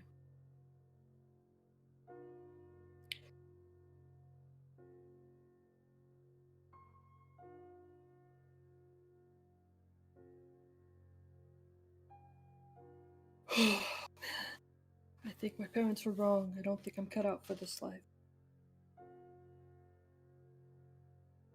It seems your parents asked things of you with the assumption that you were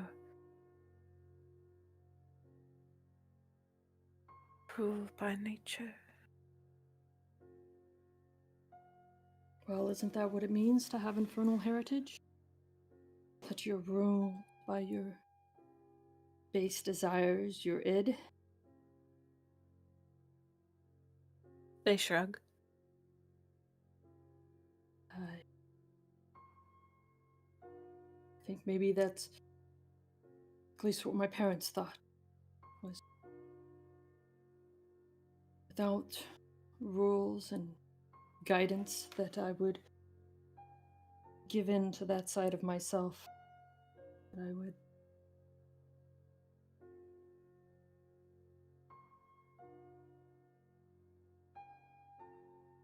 Times when I thought that the circumstances of my birth were what dictated my fate, that my heritage made the things that I did inescapable. But Miss Holly, I am starting to wonder if that is true. I know that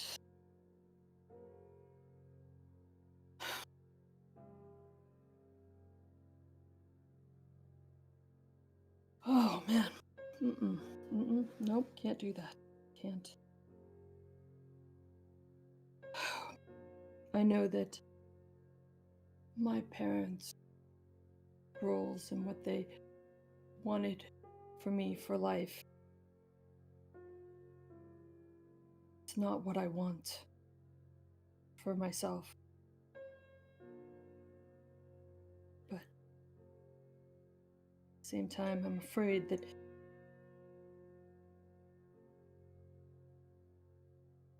wanting or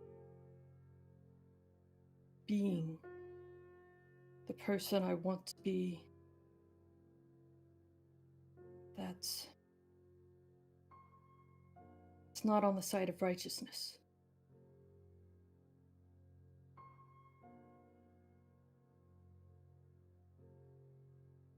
It's not what I would want. They shrug.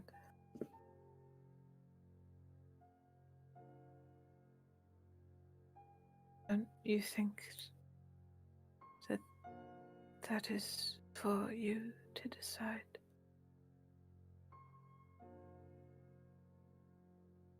What my parents would want or what I do? They shake their head. What righteous means?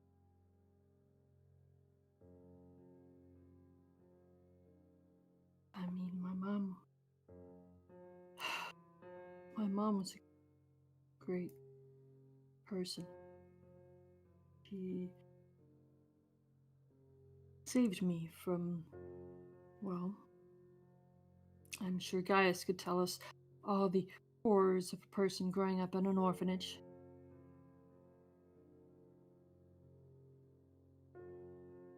Who I would have become without the right intervention and healing.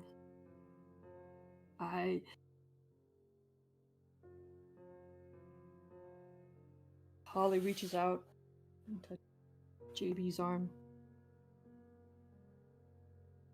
Says, I'm afraid of the person I would have become if I had stayed with my family.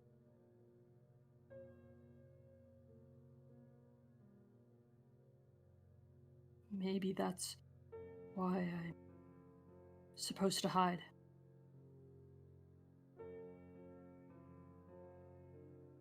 Maybe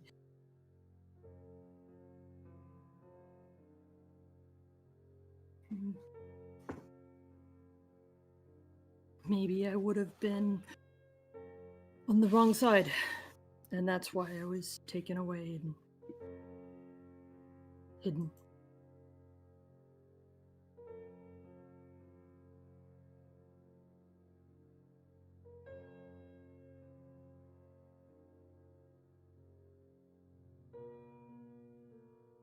I know that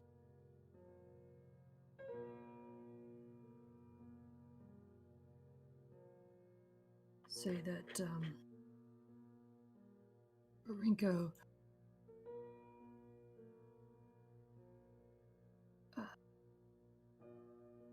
Orinko was a good man.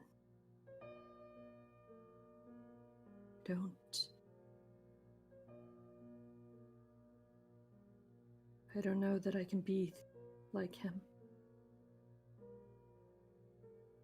I don't know I can be what my parents want.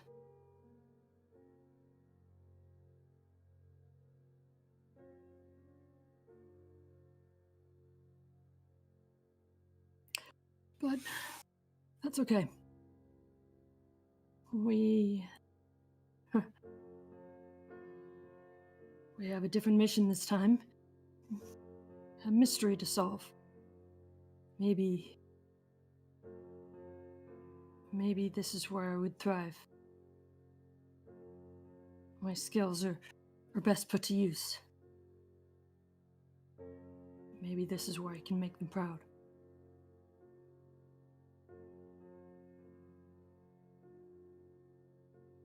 I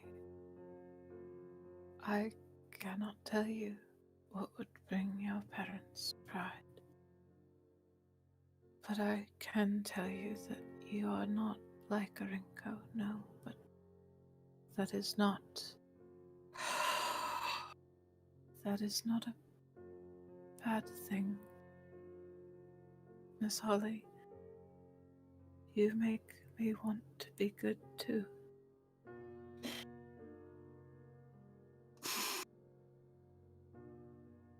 If wanting to be good were enough,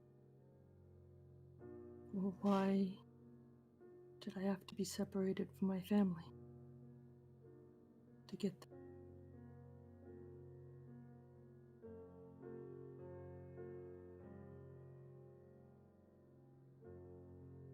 I was under the impression that they wanted you to leave so you could spread their teaching. I didn't mean my adopted family.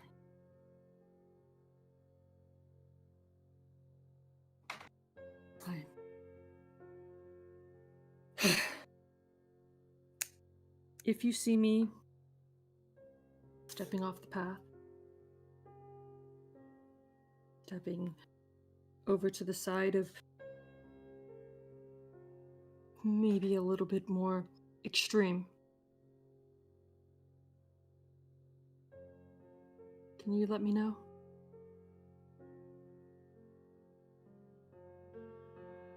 You don't. Trust my judgment.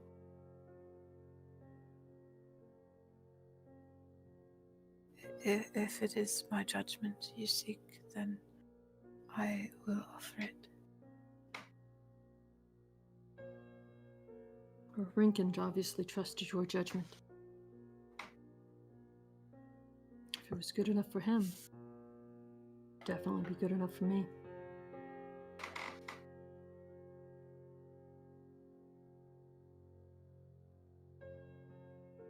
I am pleased you think so. And I wonder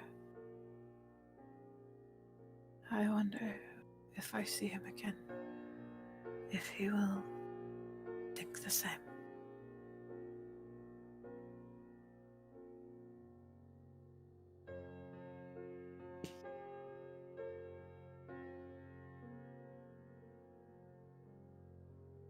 I appreciate it. Thank you. And you do you have an understanding of like tarot cards?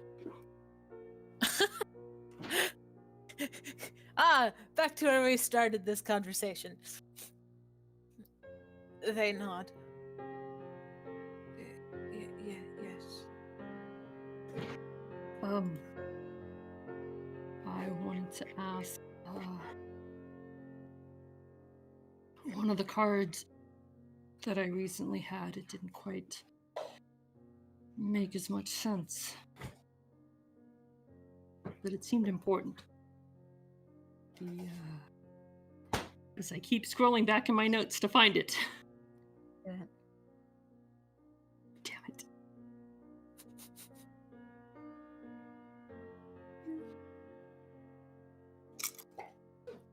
Would you like some help?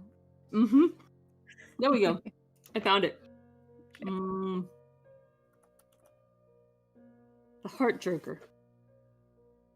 The Heart Joker? Mm-hmm.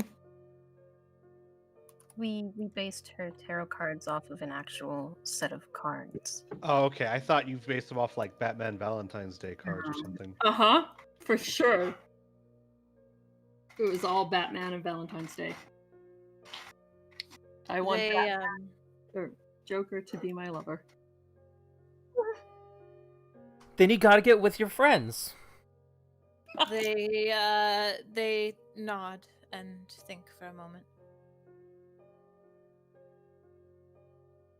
I don't expect you to know anything right off the top of your head, honestly. They shake their head.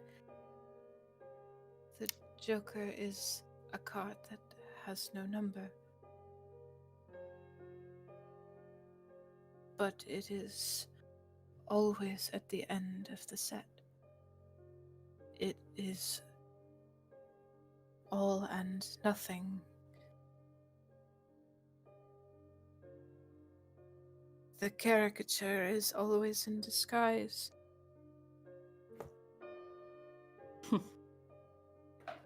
It is a card of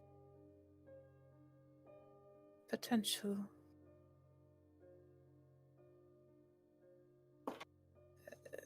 Sometimes in extremes. Sometimes perhaps wisdom or stupidity or naivety, but always with the power to catch others off guard. It is potential and energy. Everything is possible.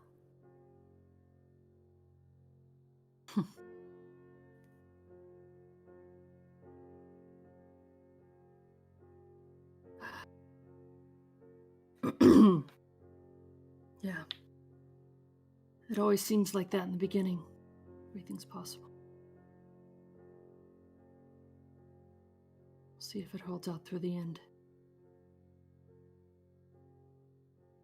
Most important part of divining the future is deciding what you want and taking steps to make it so.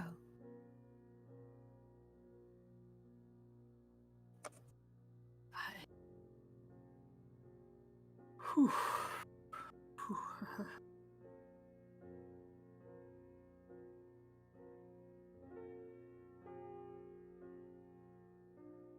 Deciding is the hard part. JB shrugs. You have your whole life to decide.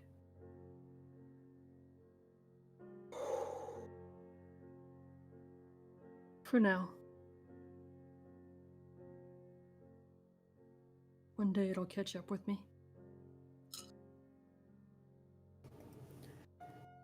The heart always does.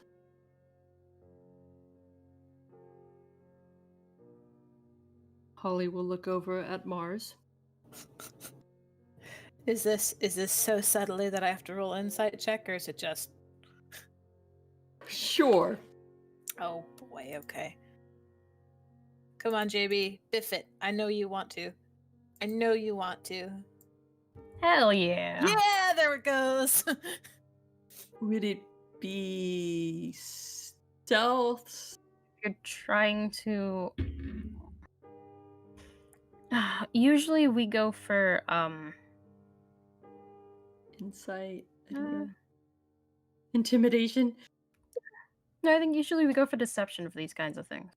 Okay. Yeah, you're trying to hide your Not true even feelings. fair. so- Yeah. Intimidation. Like plus you could get a 11, that's one, and she wouldn't be able He's to. a That's bard. just- It's not even Insulting. fair. I just look up, look around. JB's not Oh, even stretch. looking at you, they're looking at the table. Pathetic. Hey, I'm sorry, that was I'm mean. doing my best. You are. What? I don't know what you're talking about. It's all amazing. Everything's wonderful. Nobody's gonna kill anybody. Yet. I'm afraid if I tell Mars, she's gonna lie to me. Why do you think that? Because it's what I would do. To be fair, that's also what she would do. There have been conversations. Lying, hiding. It's No, two no. cards. Emmy's well aware. Two sides of the same card. Coin? Like I said, she's starting to think Gaius is like disabled. What? Excuse me? Because he doesn't lie or deceive. He's just a truthful person. I know, but Emmy doesn't know this. Wow. I What never the heard of fuck? honesty being a disability. But if all the bipeds you're around are constantly lying except for one, you're not gonna think that's the normal one. Is that why Emmy doesn't talk to him? Rhea doesn't lie. Who doesn't lie? Yeah, but Rhea's not part of the pack anymore. She's scouting. She just went home for the night. Damn. What? Damn. She That's said she was going to wild. go check out the farms because people are evacuating. I mean, Rhea has her own pack. Let's be clear. Yeah. It's a cousin pack, but it's her own separate pack. But he's not this. Okay, listen. I know this. Listen. He may You be know colorblind. He may be colorblind, but you know, shut up. I know this. You know this. But does Emmy know this? No. No. No. All right. All right. Oh. Listen, So, listen. anyways, back at the other table. Really, I suppose 20 could be a shortened version of 27 in the specific occasion that it is in fact a name, since a name is simply a nickname is a shortened version of the full name, which is why people call me Mars instead of Morris. But yours is technically supposed to be a number. I really don't think that's your name, unless of course you'd rather identify as 27, in which case I suppose that would be all right as well. I'm talking far too fast, aren't I? Most people call me 20. Would you like us to call you that? Or is this something else you would prefer? I mean, listen, if you want to say the whole thing, that's completely up to you. But I mean, it's they say it 20 because it takes a lot shorter of a time to say than 27. Very well, we'll call you 20. It's N's, not T's. W- 20. 20. Right, these two are never gonna stop. I'm gonna end it here. Emmy still staring at the wall. Yeah. Oh my goodness. I think I- at one point, there's just in his head, I am not named 13. Oh my goodness. Oh, all right, folks. Gaius is just sitting by himself, hoping for some kind of steak or eggs or protein or something. You're shoving potatoes in your ears, you stupid bastard. No, it's not that. Will Emmy ever get out of her existential crisis? Will 2020 ever convince Mars that it's 20? Will Gaius ever have company? Will JB ever understand what is going on at any given point in time? Will Holly No. stop confiding in the skittish person in the group? Will she Find be out sleeping on the next couch tonight? Will Holly ever trust Mars? I guess not. Hey, it's not just overnight. Takes time. That's a Yeah, great thing to say. Clearly a shorter amount of time than you've known JB, honey. All right. Thank you guys for tuning in to our premiere session of Rising Gods. Check us Where out. we did absolutely nothing. Where we did fuck all except fun. what were you expecting? Half the session was, hey, Squee, fuck your backstory. Oh That's yeah, what no, the we did do entire that. campaign is. It's fuck your backstory and make Mars uncomfortable. That's all I have for you. But yeah, check us out next Tuesday. See you guys later. Okay, goodbye. Bye. I legitimately cannot believe you would dunk on Gaius like this. I swear. No, Emmy's actually gonna have a conversation with him. Like, Gaius, are you all right? I look forward to it. Anyways, thank you guys for watching. Talk to you later. Bye. See you later. Bye. Bye. Bye. Okay, we're not streaming anymore.